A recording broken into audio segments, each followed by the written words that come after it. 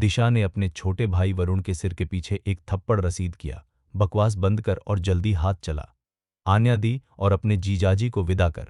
वरुण मुस्कुराया और पूरे उत्साह के साथ अपनी बहन के साथ साथ आन्या और विवान को उनकी कार तक छोड़ने गया। गाड़ी के निकल जाने के बाद वरुण ने अपनी बहन की ओर मुड़कर पूछा, दीदी, जीजाजी से तुम्हारा क्या मतलब था? क्या आन्या दी और विवान भाई साथ है, या फिर तुम्हारा और विवान भाई का चक्कर चल रहा है? दिशा ने अपने नासमझ भाई की बकवास पर ध्यान नहीं दिया, लेकिन उसकी बातों ने उसे विवान की याद दिला दी। विवान अब तक के उसके पूरे जीवन में मिले सबसे शानदार और आकर्षक इंसान थे। आज से पहले विवान के बारे में उसकी राय बस इतनी थी कि वो हैंडसम है, उनका स्वभाव अच्छा है, बॉडी फिट है और एब्स भी हैं। इस तरह का आदमी बाहर से तो परफेक्ट लग सकता है, लेकिन अक्सर असलियत में वो सिर्फ एक सुंदर चेहरा ही होता है। लेकिन विवान ने उसके भाई की कंपनी में जैसा प्रदर्शन किया था, उससे उसे एहसास हुआ कि विवान न केवल दिखने में अच्छे हैं, बल्कि अपने हुनर और काबिलियत में भी बेहद शानदार हैं। कहते हैं कि सबसे ज्यादा आकर्षक मर्द वे होते हैं जो अपने काम को लेकर गंभीर रहते हैं। वो पहले से ही हैंडसम थे, लेकिन जब वो गंभीर हुए तो उनका आत्मविश्वास और आकर्षण कई गुना बढ़ गया, जिसका कोई जवाब नहीं था। अफसोस की बात है कि वही लड़का आन्या को पसंद है, वरना मैं सच में उसे पाना चाहती थी। दिशा ने बेबसी से आह भरी। छोटे भाई वरुण ने बीच में टोकते हुए कहा, दीदी, अगर तुम्हें कोई पसंद है तो आगे बढ़ो ना। अरे सगे भाई भी अपना हिसाब किताब अलग रखते हैं। फिर उस आदमी की तो बात ही छोड़ो जिसके साथ तुम अपनी आधी जिंदगी बिताने वाली हो। चुप कर, अगर आन्या न होती तो तेरी ये बहन कॉलेज से ग्रेजुएट भी नहीं हो पाती। तुझे एहसान चुकाना आना चाहिए, समझा? दिशा ने अपना हाथ उठाया। वो अपने छोटे भाई को प्यार से सब सिखाने के लिए तैयार थी, लेकिन वरुण भी तैयार लग रहा था। जैसे ही दिशा ने हाथ उठाया, वो पलक झपकते ही भाग खड़ा हुआ। दिशा हंसते हुए बोली, तू छोटा बदमाश है, शुक्र मना कि तू तेजी से भाग गया। इंडस्ट्रियल एरिया से समुद्रिका ग्रुप तक गाड़ी से जाने में आधा घंटा लगता है। रास्ते में विवान को थोड़ी घबराहट और उल्टी जैसा महसूस हुआ। उसने अपनी सीट पीछे झुकाई और पैसेंजर सीट पर लेटकर आराम करने के लिए आंखें बंद कर लीं। लेकिन जैसे ही वो लेटा, उसे चक्कर आने लगे और कार के हल्के हिलोरे से उसे तुरंत नींद आ गई। आन्या ड्राइविंग पर ध्यान दे रही थी, लेकिन उसके दिमाग में बार बार विवान का वो नज़ारा घूम रहा था जब वो पूरे आत्मविश्वास के साथ भविष्य की अपनी योजनाएं बता रहे थे। अनजाने में ही उसने तिरछी नज़र से विवान की ओर देखा। विवान को सोता हुआ देखकर उसने धीरे से पुकारा, छोटे मालिक। कोई जवाब नहीं मिला। इसका मतलब वो गहरी नींद में सो गए थे। आन्या अपनी कार लेकर कंपनी के नीचे पार्किंग लॉट में आ गई। वो पहले विवान को जगाना चाहती थी, लेकिन उसकी हिम्मत नहीं हुई। गहरी नींद में सोते हुए विवान के खूबसूरत चेहरे को देखकर आन्या का दिल जोरों से धड़कने लगा और उसके मन में एक शरारत सूझी। उसने यह पक्का करने के लिए चारों ओर नजर दौड़ाई कि बेसमेंट पार्किंग में कोई और तो नहीं है। फिर उसने अपनी सीट बेल्ट खोली, आगे झुकी और विवान के होठों के कोने पर धीरे से किस कर लिया। किस करने के बाद आन्या एक तरफ मुड़ गई। अपनी ठोड़ी को अपने दाहिने हाथ पर टिकाकर वो अपने बाएं हाथ से विवान के चेहरे को धीरे से सहलाने लगी। यह खूबसूरत आदमी किसका है? यह मेरा ही होना चाहिए। क्या आपको ऐसा नहीं लगता, छोटे मालिक? अगर आप कुछ नहीं कहेंगे तो मैं इसे आपकी हाँ मान लूंगी। छोटे मालिक, मुझे किस कर लोन। विवान के चेहरे पर लाल लिपस्टिक का निशान साफ दिखाई दे रहा था। 1 घंटे बाद विवान किसी कार के हॉर्न की आवाज से जाग गया। वो उठकर बैठ गया, अपने भारी सिर को मला और बगल में बैठी आन्या की ओर देखने के लिए मुड़ा। मैं कितनी देर से सो रहा था? आन्या ने विवान को घूरते हुए शरारती मुस्कान के साथ जवाब दिया।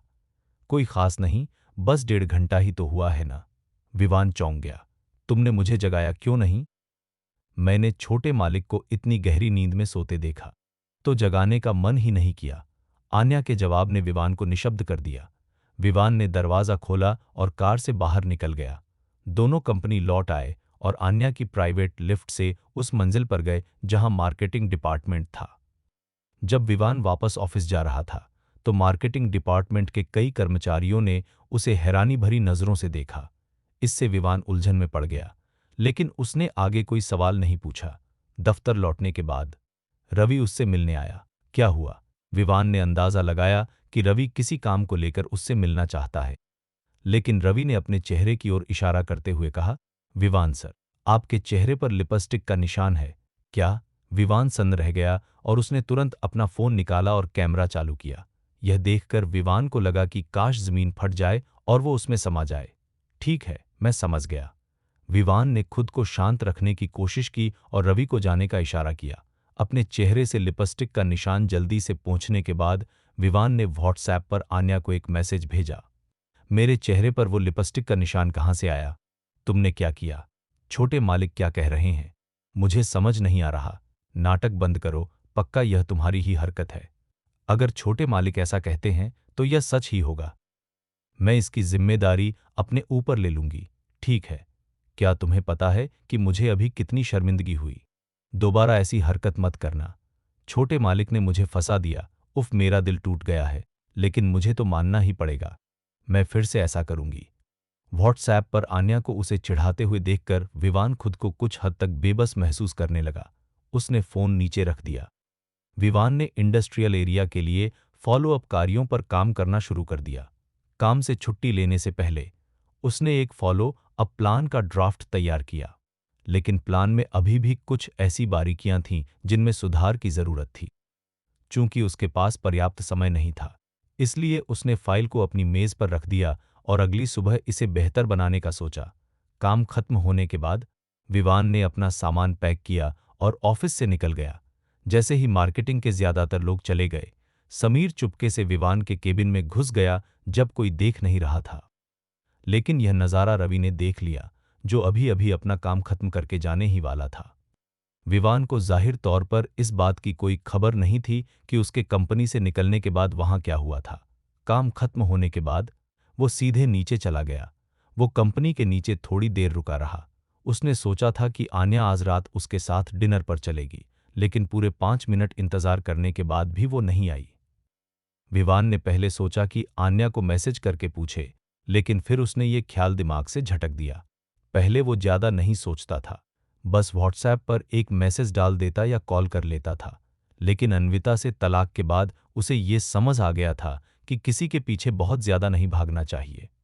आन्या और वो सिर्फ दोस्त हैं, और दोस्त है तो एक दायरा होना चाहिए ताकि कोई गलतफहमी न हो। यही सोचकर वो मुड़ा और अपने किराए के फ्लैट की तरफ चल दिया। घर पहुंचा तो देखा कि जैस्मीन ने पहले ही रात का खाना तैयार कर रखा था। कल के मुकाबले आज उसने एक आदमी का खाना ज्यादा बनाया था। विवान के लौटते ही जैस्मीन ने अपनी बड़ी बड़ी नम आंखों को झपकाते हुए उत्सुकता से पूछा, सर, क्या आन्या मैम आज रात खाने पर नहीं आ रही हैं? शायद नहीं, विवान ने मुस्कुराते हुए जवाब दिया। चप्पल पहनने और हाथ धोने के बाद विवान और जैस्मीन मजे से खाना खाने के लिए मेज पर आमने सामने बैठ गए। माहौल काफी खुशनुमा था। अचानक जैस्मीन ने पूछा, सर, क्या आप आन्या मैम को पसंद करते हैं? यह सवाल बहुत अचानक आया था। विवान ने हैरानी से जैस्मीन की ओर देखा और पूछा, तुम अचानक यह क्यों पूछ रही हो? मुझे पता चला है कि आन्या मैम के दिल में आपके लिए फीलिंग्स हैं, इसलिए मुझे थोड़ी उत्सुकता थी कि सर क्या सोचते हैं। जैस्मीन ने संभलते हुए सफाई दी। सवाल पूछते समय वो साफ तौर पर घबराई हुई थी और उसकी नजरें चोरी छिपे विवान के चेहरे के बदलते भावों को पढ़ रही थीं। आन्या मैम बहुत काबिल हैं और उनका स्वभाव भी बहुत अच्छा है। सच कहूं तो मुझे वो काफी पसंद है, विवान ने बिना किसी झिझक के जवाब दिया। यह सुनकर जैस्मीन का चेहरा उतर गया।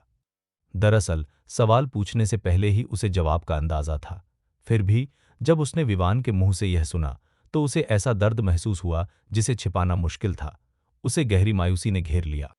आन्या एक ऐसी महिला है जिसके पास पैसा, खूबसूरती और शानदार फिगर है। कोई भी मर्द उसे पसंद करेगा, और विवान भी तो आखिर एक मर्द ही है।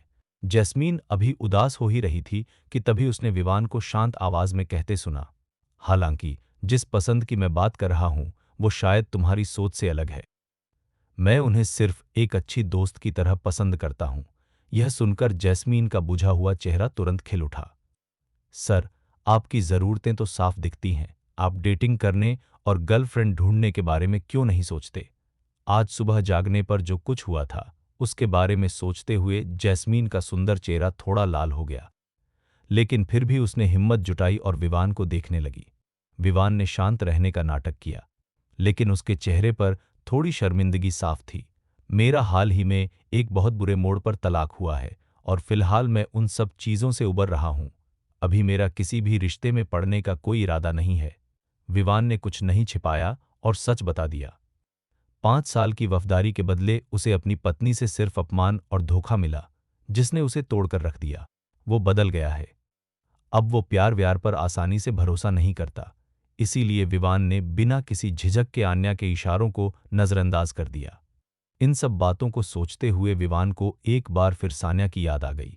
तलाक के बाद के समय में आन्या के साथ ने उसे काफी सुकून दिया था, लेकिन असल में सान्या ही वो वजह थी जिसके कारण वो अन्विता को भुला पाया था। सान्या बिंदास और खुले दिल की है। सान्या के साथ होने पर वो अन्विता को कुछ समय के लिए भूल सकता था। इससे भी बड़ी बात यह कि सान्या उसकी जिंदगी की पहली औरत थी जिसके साथ वो शारीरिक रूप से करीब आया था। पिछली बार सान्या के साथ नशे की हालत में हुई अपनी मुलाकात के बारे में सोचते हुए विवान के पूरे शरीर में एक सिहरन दौड़ गई। हालांकि उसने अपना काफी समय विदेश में बिताया है, लेकिन एक भारतीय होने के नाते वो दिल से अभी भी काफी पारंपरिक है। चूंकि उनके बीच ऐसा कुछ हुआ था और वो सान्या का भी पहला अनुभव था, इसलिए विवान स्वाभाविक रूप से सान्या की जिम्मेदारी लेना चाहता था। बेशक यह सिर्फ एक वजह थी। इससे भी बड़ी वजह यह है कि सान्या ने एक बार कहा था कि वो हमेशा से विवान को पसंद करती थी। चूंकि वो भी उसे पसंद करती है, इसलिए विवान को उसके लिए और भी जिम्मेदारी महसूस होती थी। लेकिन अपना फैसला लेने के बाद सान्या ने बिना किसी वजह के उसे ब्लॉक कर दिया। इस बारे में सोचकर विवान बेहद उदास हो गया। उसे लगा कि सान्या उसकी भावनाओं के साथ खेल रही है, या फिर अपना मतलब निकलने के बाद उसे लगा कि विवान बस ठीक ठाक है, और वो बोर होकर आगे बढ़ गई। इसी वजह से वो बार में गया था जहां उसकी मुलाकात जैस्मीन से हुई। अब उसे सच्चे प्यार पर भरोसा नहीं रहा। स्त्री और पुरुष के बीच 3 तरह के संबंध होते हैं। पहला सिर्फ दोस्त, दूसरा भाई बहन जैसा रिश्ता, और तीसरा जिस्मानी जरूरतों को पूरा करने वाला रिश्ता। अन्विता और समर जैसे तथाकथित बेस्ट फ्रेंड्स की बात करें तो यह सब बकवास है। लड़के और लड़की के बीच सिर्फ दोस्ती वाला बेस्ट फ्रेंड जैसा कुछ नहीं होता। बस इतना है कि आप मेरे गलत इरादों को समझते हैं और मैं आपके नाटकों को झेलता हूं। विवान को इस तरह की दोगली दोस्ती से अब घिन आती थी। इंटरनेट की भाषा में कहें तो यह ऐसा है जैसे आप अपनी मनचाही चीज पाना भी चाहते हैं और उसे दुनिया से छिपाना भी चाहते हैं। बेहद घटिया। सर, आप एक अच्छे इंसान हैं। आप एक सच्चे और ईमानदार रिश्ते के हकदार हैं। जैस्मीन को विवान के तलाक के बारे में कोई जानकारी नहीं थी। यह जानकर उसे थोड़ी हैरानी हुई। वह सोच रही थी, आखिर कोई औरत विवान जैसे अच्छे आदमी को तलाक देने के लिए कैसे तैयार हो सकती है। अगर वो उसकी जगह होती तो वो पक्का विवान को अपनी पलकों पर बिठाकर रखती, उसे सिर्फ अपना बना लेती और दिन रात उसके साथ ही रहना चाहती। भावनाएं मतलबी होती हैं। जब आप सचमुच किसी से प्यार करने लगते हैं तो आप उनके बारे में हर चीज की बहुत परवाह करेंगे, खासकर उनके रिश्तों और दूसरी औरतों के साथ उनके व्यवहार की। अगर वो किसी दूसरी लड़की की तरफ देख भी ले तो तुम्हें जलन होगी। यह गलत नहीं है, यह किसी को हद से ज्यादा चाहने का नतीजा है। आप किसी को जितना ज्यादा पसंद करते हैं, आपकी जलन उतनी ही ज्यादा होती है। जैस्मीन ने विवान की आंखों में देखा, उसकी नजरों में दर्द था। माहौल थोड़ा भारी होते देख विवान ने गला खूंखारते हुए जल्दी से बात बदल दी। मैंने खाना खा लिया है। मैं पहले अपने कपड़े बदलूंगा और फिर हम साथ में जॉगिंग पर चलेंगे ताकि खाना पच जाए। विवान ने जल्दी से खाना खत्म किया और अपने कमरे में चला गया। जैस्मीन ने खुशी से सिर हिलाया। उसी समय अन्विता के घर पर, वो बड़ा सा फ्लैट जहां उसके माता पिता रहते थे। विवान से तलाक होने और बाहर का खाना खाकर बोर होने के बाद से अन्विता अक्सर अपने मायके खाना खाने आ जाती है। रात के खाने के बाद उसकी मां ने उसे मेज साफ करने और बर्तन धोने के लिए कहा। न चाहते हुए भी अन्विता चुपचाप रसोई में चली गई। शादी से पहले वो अपनी मां का हाथ बटाती थी, लेकिन शादी के बाद वो तो जैसे महारानी बन गई थी। घर के कामों को हाथ तक नहीं लगाती थी। सब्जी खरीदना या खाना बनाना तो दूर की बात है, उसने तो कभी बर्तन भी नहीं धोए और न ही झाड़ू पोछा किया। विवान घर के सारे काम संभालता था, यहां तक कि उसके कपड़े भी वही धोता था। विवान के जाने के बाद उसका घर कबाड़खाना बन गया है। अब वो हफ्ते में एक बार सफाई के लिए मेड बुलाती है। भले ही मेड हफ्ते में एक बार आती हो, लेकिन उसे लगता है कि घर का माहौल पहले जैसा नहीं रहा। जब जमीन गंदी होती है तो किसी को परवाह नहीं होती, जब कूड़ा भर जाता है तो कोई उसे बाहर नहीं फेंकता, और जब उसे प्यास या भूख लगती तो कोई उसके लिए जूस या खाना लेकर नहीं आता। ऐसे समय में उसे वो वक्त याद आता था जब विवान घर पर हुआ करता था। इसीलिए वो यह ख्याली पुलाव पकाती रहती थी कि एक दिन विवान का गुस्सा शांत होगा और वो वापस उसके पास आ जाएगा। अन्विता बर्तन धोने में मग्न थी, तभी उसकी माँ रसोई में आईं। रसोई को साफ करते हुए उन्होंने पूछा, अन्विता, क्या तुम समर के साथ हो? अभी तक नहीं। अन्विता ने सिर हिलाया। माँ ने एक गहरी आह भरी और फिर पूछा, क्या तुझे लगता है कि अगर तू और समर साथ हुए तो वो विवान की तरह तेरा ख्याल रख पाएगा? क्या वो तेरे नखरे उठा पाएगा? अन्विता चेहरा तमतमा गया और उसने चिढ़कर कहा, माँ, अगर आपका विवान से कोई लेना देना नहीं है तो उसका जिक्र मत कीजिए। मुझे अब उससे कोई लगाव नहीं है। मैंने तेरे पापा से वादा किया है कि मैं विवान और तेरे रिश्ते में अब टांग नहीं अड़ाऊंगी। तेरा भविष्य है, तू जान। माँ ने गंभीरता से कहा, लेकिन तेरी माँ होने के नाते मैं तुझे बस इतना याद दिलाना चाहती हूं कि विवान लाखों में एक था। तेरे पापा और समर उसके सामने कुछ भी नहीं है। जब तक तुझे इस बात का एहसास होगा तब तक शायद बहुत देर हो चुकी होगी। ठंडे दिमाग से सोच और ऐसा कुछ मत कर जिसका तुझे पूरी जिंदगी पछतावा हो। इतना कहकर माँ ने अपना एप्रन उतारा और रसोई से बाहर चली गईं। वहां अब केवल अन्विता अकेली चुपचाप बर्तन धो रही थी। पछतावा? मुझे पछतावा क्यों होगा? पछताना तो उसे चाहिए, अन्विता मन ही मन सोच रही थी। और साथ ही उसके दिमाग में अभी भी वही वहम चल रहा था कि जब उसका परिवार अमीर हो जाएगा तो विवान उसके सामने घुटने टेककर भीख मांगेगा। 10 मिनट बाद जैस्मीन ने अपने लंबे बालों की पोनीटेल बना ली। उसने सफेद रंग की क्रॉप टॉप टी शर्ट, काली लेगिंग और सफेद रनिंग शूज पहन लिए। इस गेट में वो किसी कॉलेज गर्ल की तरह फ्रेश और एनर्जी से भरी लग रही थी। विवान उसे पड़ोस के पास वाले पार्क में आधे घंटे की वॉक के लिए ले गया और फिर उन्होंने 1 घंटे तक जॉगिंग की। अभी भी गर्मी का मौसम था और शहर नदी के किनारे बसा था, इसलिए रात में भी काफी उमस थी। जब तक उनकी दौड़ खत्म हुई, दोनों पसीने से तरबतर हो चुके थे। वापस लौटते समय जैस्मीन मोहल्ले के बाहर एक छोटे स्टोर पर रुकी और आइसक्रीम का एक पैकेट खरीद लिया। वर्कआउट के तुरंत बाद ठंडा खाने से पेट में दर्द हो सकता है, विवान ने उसे प्यार से समझाया। जैस्मीन ने उसे जीभ चिढ़ाते हुए बहुत ही लाड़ और मस्का लगाने वाले अंदाज में कहा, सर प्लीज, मुझे बस इसकी बहुत तलब हो रही है, पक्का आगे से नहीं खाऊंगी।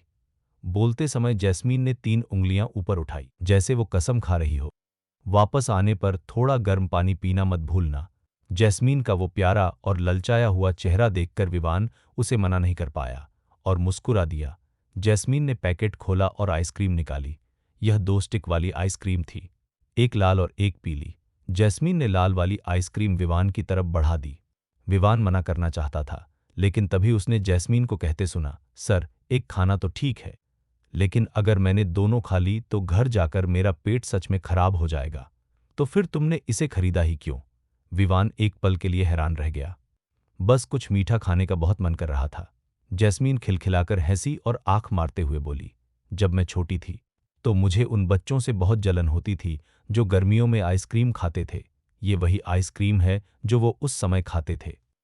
उस समय मैं बस यही सोचती रहती थी कि इसका स्वाद कैसा होगा, क्या ये सच में मीठी होती है। अब जब मुझे मौका मिला है तो मैं इसे चखना चाहती हूँ। यह कहने के बाद जैस्मीन ने आइसक्रीम अपने मुंह में डाली और उसकी आंखों में एक अलग ही चमक आ गई। ये तो बहुत ही मीठी है सर, आप भी खाकर देखिए, ये सच में बहुत टेस्टी है। जैस्मीन बहुत मासूम लग रही थी। उसकी उम्मीद भरी नजरें विवान पर टिकी थीं। विवान मना नहीं कर पाया और उसने भी आइसक्रीम चख ली। यह एक साधारण सी आइसक्रीम थी, थोड़ी ज्यादा ही मीठी, लेकिन जैस्मीन की खुशी देखकर विवान ने कहा, यह तो वाकई बहुत अच्छी है, देखा, मैंने कहा था न कि यह टेस्टी है। मनचाहा जवाब मिलते ही जैस्मीन के चेहरे पर मुस्कान बिखर गई। जैस्मीन को उसके साथ रहते हुए कुछ ही दिन हुए थे, लेकिन उसकी सेहत और मूड में काफी सुधार आया था। उसका रंग पहले से थोड़ा निखर गया था, हालांकि वो अभी भी थोड़ी दुबली थी। वापस लौटते समय विवान मन ही मन जैस्मीन के लिए एक डाइट प्लान बनाने के बारे में सोच रहा था। बेशक वो सिर्फ मेनू बताएगा, बनाना तो जैस्मीन को ही पड़ेगा। दोनों अपने फ्लैट पर लौट आए। चूंकि वहां एक ही बाथरूम था, इसलिए विवान ने जैस्मीन को पहले नहाने भेज दिया। जब जैस्मीन नहाकर बाहर आई तो उसका चेहरा थोड़ा लाल था और उसने एक हाथ अपनी पीठ के पीछे छिपा रखा था। विवान ने इस पर ज्यादा ध्यान नहीं दिया, कपड़े बदले और बाथरूम में चला गया। बाथरूम में अभी भी उसके साबुन की हल्की खुशबू आ रही थी, लेकिन उस खुशबू के बीच खून की एक बहुत हल्की, न के बराबर गंध भी थी। मुंह हाथ धोने के बाद विवान रसोई में जाकर पानी पीने लगा। जैसे ही वो रसोई से बाहर निकला, उसने देखा कि जैस्मीन दरवाजा खोलकर बाहर से अंदर आ रही है। तुम कहाँ गई थीं? विवान ने पानी का घूंट भरते हुए जैस्मीन के हाथ में मौजूद छोटे काले थैले को शक की नजरों से देखा। नहीं, वो तो मैं बस कुछ स्नैक्स लेने गई थी। जैस्मीन का चेहरा लाल हो गया और इतना कहकर वो तेजी से अपने कमरे में भाग गई। विवान को यह थोड़ा अजीब और मजेदार लगा। स्नैक्स खरीदते समय उसे ऐसा क्यों लग रहा था जैसे वो कोई चोरी करके आई हो? क्या मुझे उसे मीठा खाने से रोकना चाहिए? विवान को अचानक वो पल याद आया जब जैस्मीन ने आइसक्रीम खरीदी थी। जैस्मीन एक बेचारी लड़की थी। उसके घर के हालात अच्छे नहीं थे और उसके माँ बाप लड़कियों की बजाय लड़कों को ज्यादा मानते थे, इसलिए उसका बचपन कभी खुशहाल नहीं रहा। यही सोचते हुए विवान अपने कमरे में गया, फोन उठाया और ऑनलाइन शॉपिंग करने लगा। उसने कुछ आइसक्रीम और कोन ऑर्डर किए और फिर कुछ ऐसे स्नैक्स भी मंगवाए जो आजकल काफी ट्रेंड में थे। बेशक चीजें खरीदते समय उसने ध्यान रखा कि वो सेहत के लिए ज्यादा खराब न हो। ऑर्डर देने के 30 मिनट बाद डिलीवरी बॉय ने घंटी बजाई। विवान ने आइसक्रीम और बाकी ठंडी चीजों को फ्रिज में रख दिया और फिर स्नैक्स का थैला लेकर जैस्मीन के कमरे का दरवाजा खटखटाया। थोड़ी देर बाद जैस्मीन ने दरवाजा खोला, लेकिन वो थोड़ी बीमार और सुस्त लग रही थी। जैस्मीन का चेहरा उतरा हुआ देखकर विवान ने चिंता से पूछा, तुम ठीक नहीं लग रही, क्या तबीयत खराब है? मैं ठीक हूं, जैस्मीन ने जबरदस्ती मुस्कुराते हुए सिर हिलाया। यह सुनकर विवान थोड़ा परेशान हुआ, लेकिन उसने ज्यादा कुछ नहीं कहा। उसने स्नैक्स का थैला उसे थमा दिया। मैंने अभी कुछ स्नैक्स मंगवाए हैं, अगर मीठा खाने का मन हो तो खा लेना, लेकिन ज्यादा मत खाना। स्नैक्स से पेट नहीं भरता और न ही ये खाने की जगह ले सकते हैं। Thank you sir. जैस्मीन एक पल के लिए सन्न रह गई और फिर उसकी आंखें भर आईं। उसने हाथ बढ़ाकर विवान से थैला ले लिया और फिर अचानक अपने पेट को हाथ से दबा लिया। आह! विवान तुरंत समझ गया कि माजरा क्या है। उसने झिझकते हुए नजरें हटा ली और धीरे से पूछा, पीरियड? जैस्मीन, जिसका चेहरा पहले ही पीला पड़ चुका था, विवान की बात सुनकर शर्म से लाल हो गई। उसने ईमानदारी से सिर हिलाया, लेकिन उसे थोड़ी हैरानी भी थी कि सर को इस बारे में कैसे पता चला। लेकिन फिर उसने सोचा, विवान सर की पहले भी शादी हो चुकी थी और चूंकि वो अपनी पत्नी के साथ रहते थे, इसलिए यह कोई आश्चर्य की बात नहीं थी कि उन्हें इन बातों की जानकारी थी। तुम आराम करो, मैं तुम्हारे लिए गुड़ का पानी बना देता हूं। विवान मुड़ा और रसोई की ओर चल पड़ा। जैस्मीन दरवाजे पर खड़ी उसे देखती रही। उसका दिल विवान के लिए सम्मान और स्नेह से भर गया। कुछ देर बाद विवान उसके लिए गर्मागर्म गुड़ का पानी लेकर आया। उबलते हुए गुड़ के पानी में एक उबला हुआ अंडा भी था। विवान अक्सर अन्विता के लिए यह डिश तब बनाता था जब उसे पीरियड्स होते थे। उस समय अन्विता हमेशा नखरे दिखाती थी कि विवान हमेशा एक ही तरह का बेस्वाद खाना बनाता है। Thank you sir. विवान के हाथ से बना अंडा और गुड़ का सूप देखकर जैस्मीन की आंखें भर आईं। आज रात जल्दी सो जाना और अगर तबीयत ज्यादा खराब लगे तो मुझे बताना। चूंकि ये एक लड़की का कमरा था, इसलिए विवान ने सूप का प्याला कंप्यूटर डेस्क पर रखा और फिर मुड़कर कमरे से बाहर चला गया। उन्हें इस बात का जरा भी अंदाजा नहीं था कि यह सब कुछ लाइव स्ट्रीम देख रहे हजारों फैंस देख रहे थे। देखते ही देखते लाइव स्ट्रीम का चैट बॉक्स कमेंट से भर गया। आह! स्ट्रीमर का भाई कितना प्यारा है यार, मुझे भी ऐसा ही एक चाहिए। मैंने उसकी आंखों में वो केयर देखी है। वो एक परफेक्ट बड़ा भाई है जिसे लड़कियों की देखभाल करना आता है। प्लीज मुझे उसका नंबर दे दो। ओए स्ट्रीमर, क्या तुझे भाभी की जरूरत है? नमस्ते, आप कहाँ रहते हैं? एड्रेस भेजो। और हाँ, मेरे पति को किस रंग की बोरी पसंद है किडनैप करने के लिए? लाइव स्ट्रीम पर आ रही कमेंट्स की बाढ़ देखकर जैस्मीन ने जीभ चिढ़ाते हुए कहा, मेरे सर सिर्फ मेरे हैं, उन्हें मुझसे छीनने के बारे में सोचना भी मत। लो भाई, सच सामने आ गया। स्ट्रीमर और ये सर सगे भाई बहन नहीं है, पक्का बॉयफ्रेंड होगा। मैं तो जल भुन गया भाई। एंकर का ये भाई कितना हैंडसम है, बिल्कुल मेरे सपनों के राजकुमार जैसा। तुम लोग स्ट्रीमर के भाई को ले जाओ, बस स्ट्रीमर को मेरे लिए छोड़ दो। बेशर्म कहीं के, मेरी होने वाली वाइफ पर बुरी नजर डालने की तुम्हारी हिम्मत कैसे हुई? जैस्मीन, मैं हुक्म देता हूं कि उसे अभी वापस बुलाओ। आज रात मैं देखना चाहता हूं कि वो तुम्हारा कितना ख्याल रखता है। फैंस पागल हो रहे थे और लाइव स्ट्रीम का माहौल काफी मजेदार हो गया था। इसी बीच दिशा, जो नहाकर निकली थी और अपनी कंपनी की फीमेल स्ट्रीमर्स को यूं ही चेक कर रही थी। इत्तेफाक से जैस्मीन की लाइव स्ट्रीम पर आ गई। शुरू में वो जैस्मीन की लाइव स्ट्रीम बस यह देखने के लिए खोल रही थी कि वो कैसा परफॉर्म कर रही है, ताकि आगे की स्ट्रैटेजी बना सके। लेकिन लाइव स्ट्रीम बंद करने से पहले उसने जो देखा, उसे देखकर वो सन्न रह गई। विवान, तुम कमीने, अपनी थाली में खाते हो और दूसरों की हांडी पर नजर रखते हो। छी, कितने गिर गए तुम। दिशा आग बूला हो रही थी। उसे जैस्मीन पर गुस्सा नहीं था, उसे गुस्सा आ रहा था विवान के इस दोहरे चरित्र पर। आन्या की सबसे अच्छी दोस्त होने के नाते वो हरगिज नहीं चाहती थी कि विवान किसी और लड़की के साथ ऐसे संदिग्ध रिश्ते में रहे। यह भावनाओं का अपमान है और उससे भी बढ़कर यह उसकी बेस्ट फ्रेंड आन्या के साथ धोखा है। उसने तुरंत लाइव स्ट्रीम बंद की और आन्या को फोन मिलाया। कॉल लगते ही कट गई। दिशा का मूड खराब हो गया। अरे, यहां तेरे घर पर डाका पड़ रहा है और तू अभी भी काम में बिजी है।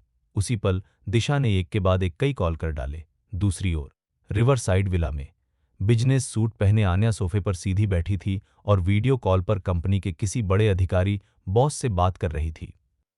क्या समुद्रिका ग्रुप के इस बदलाव का फैसला सिर्फ तुम्हारा था? नहीं, यह फैसला मैंने छोटे मालिक विवान के साथ मिलकर लिया था। ठीक है, तुम आगे बढ़ो और इसे पूरा करो।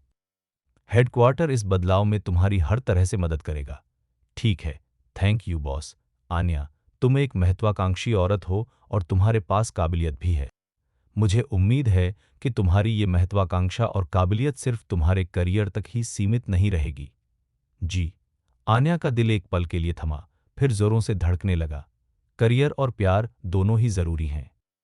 उसके बॉस की यह सलाह कि वो अपनी महत्वाकांक्षाओं को सिर्फ करियर तक सीमित न रखे, एक तरह से इशारा था कि वो थोड़ी और हिम्मत दिखाए और उस इंसान को हासिल करे जो उसे अपनी पहुंच से बाहर लगता है। अब इंदौर में आन्या के लिए एकमात्र ऐसा पुरुष विवान है जिसे वो आज तक हासिल नहीं कर पाई। बॉस उसे इशारा दे रहे हैं कि वो बेझिझक विवान के पीछे जा सकती है। मैं तुम्हारे आगे के प्रदर्शन का इंतजार कर रहा हूं।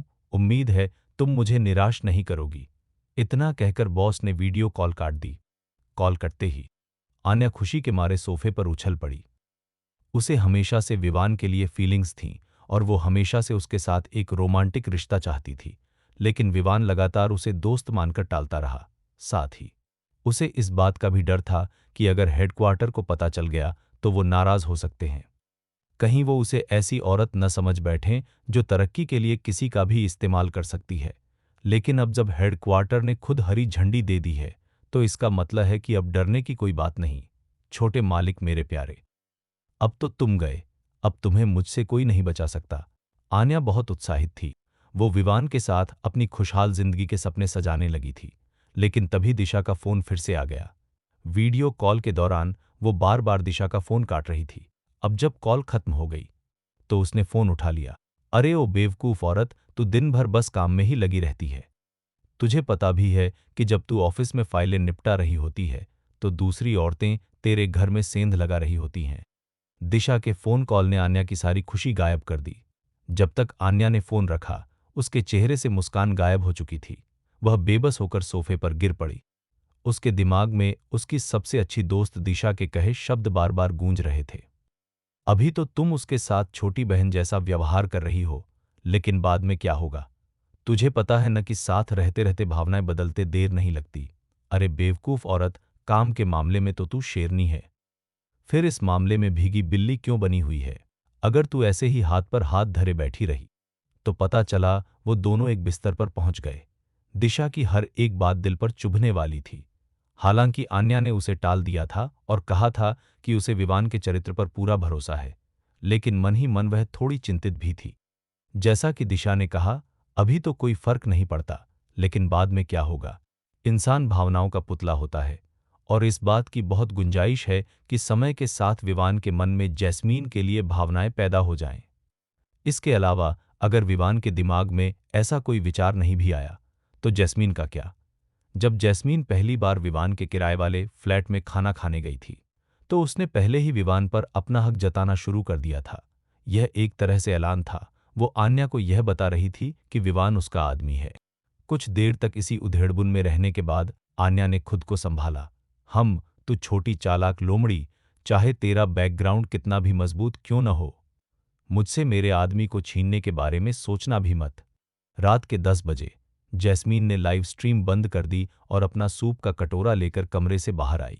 हालांकि जैसे ही वो कमरे से बाहर निकली, उसने विवान को लिविंग रूम के सोफे पर बैठे हुए अपने फोन पर कुछ पढ़ते हुए देखा।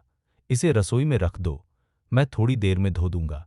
विवान ने एक बार पीछे मुड़कर उसे देखा, फिर दोपहर में तैयार की गई योजना को सुधारने के लिए अपने फोन में व्यस्त हो गया। जैस्मीन ने झिझकते हुए कहा, नहीं सर, मैं आपसे ये कैसे करवा सकती हूँ? हमने तय किया था कि ये काम मैं करूंगी। कोई बात नहीं, तुम्हारी तबीयत ठीक नहीं है, इसलिए अगले कुछ दिनों तक घर का काम मैं संभाल लूंगा। इस बात ने विवान का ध्यान काम से हटा दिया। वह उठा और जैस्मीन के हाथ से कटोरा ले लिया। जाओ आराम करो, इतना कहकर विवान मुड़ा और रसोई में चला गया। थोड़ी देर बाद रसोई से नल चलने की आवाज आने लगी। जब विवान बर्तन धोकर बाहर आया तो जैस्मीन हॉल में नहीं थी। ज्यादा सोचे बिना विवान अपने कमरे में लौट गया। जैसे ही उसने कमरे में कदम रखा, उसे एक हल्की मीठी खुशबू महसूस हुई। उसकी नज़र अपने बड़े सफ़ेद बिस्तर पर पड़ी और वाकई जैस्मीन उसकी तरफ पीठ करके करवट लेकर लेटी हुई थी। विवान बिस्तर के पास गया। वह जैस्मीन के कंधे पर हाथ रखकर उसे अपने कमरे में वापस जाने के लिए कहने ही वाला था, लेकिन इससे पहले कि उसका हाथ जैस्मीन को छू पाता, उसने जैस्मीन की बहुत धीमी और दर्द भरी आवाज़ सुनी, क्या आप मेरे पेट को थोड़ा सहला देंगे? बहुत दर्द हो रहा है। विवान का हाथ हवा में ही रुक गया। कुछ देर की कशमकश के बाद उसने हामी भर दी। कुछ देर बाद जैस्मीन विवान की बाहों के पास सिमटकर लेट गई और विवान एक हाथ से जैस्मीन के पेट के निचले हिस्से की धीरे धीरे मालिश करने लगा। जैसे ही जैस्मीन के पेट में गर्माहट का एहसास फैला, उसके दर्द में काफी राहत मिली। कुछ ही देर में वह सुकून से सो गई। जैस्मीन, विवान ने धीमी आवाज में पुकारा, लेकिन जैस्मीन ने कोई जवाब नहीं दिया। विवान ने बेबसी से आह भरी उसे कंबल से ठीक से ढका, फिर करवट बदली, अपनी आंखें बंद की और सो गया। उसे जरा भी अंदाजा नहीं था कि जैसे ही वह मुड़ा, जैस्मीन के होठों पर एक हल्की सी मुस्कान आ गई थी। वह सोने का नाटक कर रही थी। वह बस विवान के कमरे में उसके पास रहना चाहती थी। उसे विवान के साथ रहना अच्छा लगता था, भले ही वह सिर्फ एक ही बिस्तर पर चुपचाप सो रही हो। उसे एक अजीब सा सुकून और सुरक्षा महसूस होती थी। यह ऐसा एहसास था जो उसने पहले कभी अनुभव नहीं किया था, और वह इसे पाने के लिए तरस रही थी। चाहती थी कि यह पल कभी खत्म न हो। और इस तरह अपने मन में इन प्यारे और स्वार्थी ख्यालों को लिए हुए वह धीरे धीरे गहरी नींद में डूब गई। अगली सुबह जैस्मीन जल्दी उठ गई, लेकिन उसे हैरानी हुई कि विवान उससे भी पहले उठ गया था। उसे लगा कि शायद विवान को ऑफिस में कुछ काम होगा, इसलिए वो जल्दी उठ गए। लेकिन जब वह मुंह हाथ धोकर कमरे से बाहर निकली तो उसने विवान को रसोई में व्यस्त देखा। गुड मॉर्निंग सर, जैस्मीन ने प्यार से पुकारा। आवाज सुनकर विवान मुड़ा और मुस्कुराते हुए बोला, बस 2 मिनट बैठो, नाश्ता तैयार है। इतना कहने के बाद विवान ने गैस बंद की, अलमारी से 2 कटोरे निकाले और उनमें गर्मा गर्म चिकन सूप नूडल्स परोस दिए। जैसे ही नूडल्स मेज पर आए, जैस्मीन ने गहरी सांस लेकर उसकी खुशबू ली और फिर मीठी मुस्कान के साथ बोली, सर, आपके हाथ के बने नूडल्स की खुशबू कितनी अच्छी है। ये देखने में भी बहुत टेस्टी लग रहे हैं। मैंने चिकन सूप को 1 घंटे पहले धीमी आंच पर पकाया और फिर उसी सूप में नूडल्स बनाए हैं। नूडल्स खाने के बाद सूप पीना मत भूलना, ताकत मिलेगी। विवान मुस्कुराया। यह सुनकर जैस्मीन का दिल भर आया। क्या सर उसकी देखभाल करने के लिए जानबूझकर 1 घंटे जल्दी उठे थे, सिर्फ उसके लिए चिकन सूप बनाने के लिए? Thank you sir. जैस्मीन की आंखें थोड़ी नम हो गईं। उसने अपनी चम्मच उठाई और छोटे छोटे निवाले लेकर खाना शुरू कर दिया। नाश्ता खत्म करने के बाद विवान ने बर्तन साफ किए और रसोई समेटी। तैयार होने के बाद दोनों एक साथ फ्लैट से निकले। विवान को ऑफिस जाना था और जैस्मीन को कॉलेज। सोसाइटी के गेट से बाहर निकलते ही विवान को बाईं ओर मुड़ना था, जबकि जैस्मीन का रास्ता दाईं ओर था। सर, आपका मेरे साथ होना बहुत अच्छा लगता है। विदा होने से पहले जैस्मीन अचानक तेजी से विवान के करीब आई, अपने पंजों पर खड़ी हुई और उसके गाल पर एक किस कर दिया। वह इतनी फुर्ती से आगे बढ़ी कि विवान को कुछ समझने का मौका ही नहीं मिला। जब तक विवान को होश आया, तब तक जैस्मीन वहां से भाग चुकी थी। उसका चेहरा शर्म से लाल था। यह लड़की भी ना। विवान ने अपने गाल पर हाथ रखा और मन ही मन मुस्कुरा दिया। अपीपी। तभी अचानक सड़क किनारे से एक कार का जोरदार हॉर्न सुनाई दिया। विवान ने आवाज की दिशा में देखा। सोसाइटी के गेट पर एक लाल रंग की फरारी खड़ी थी।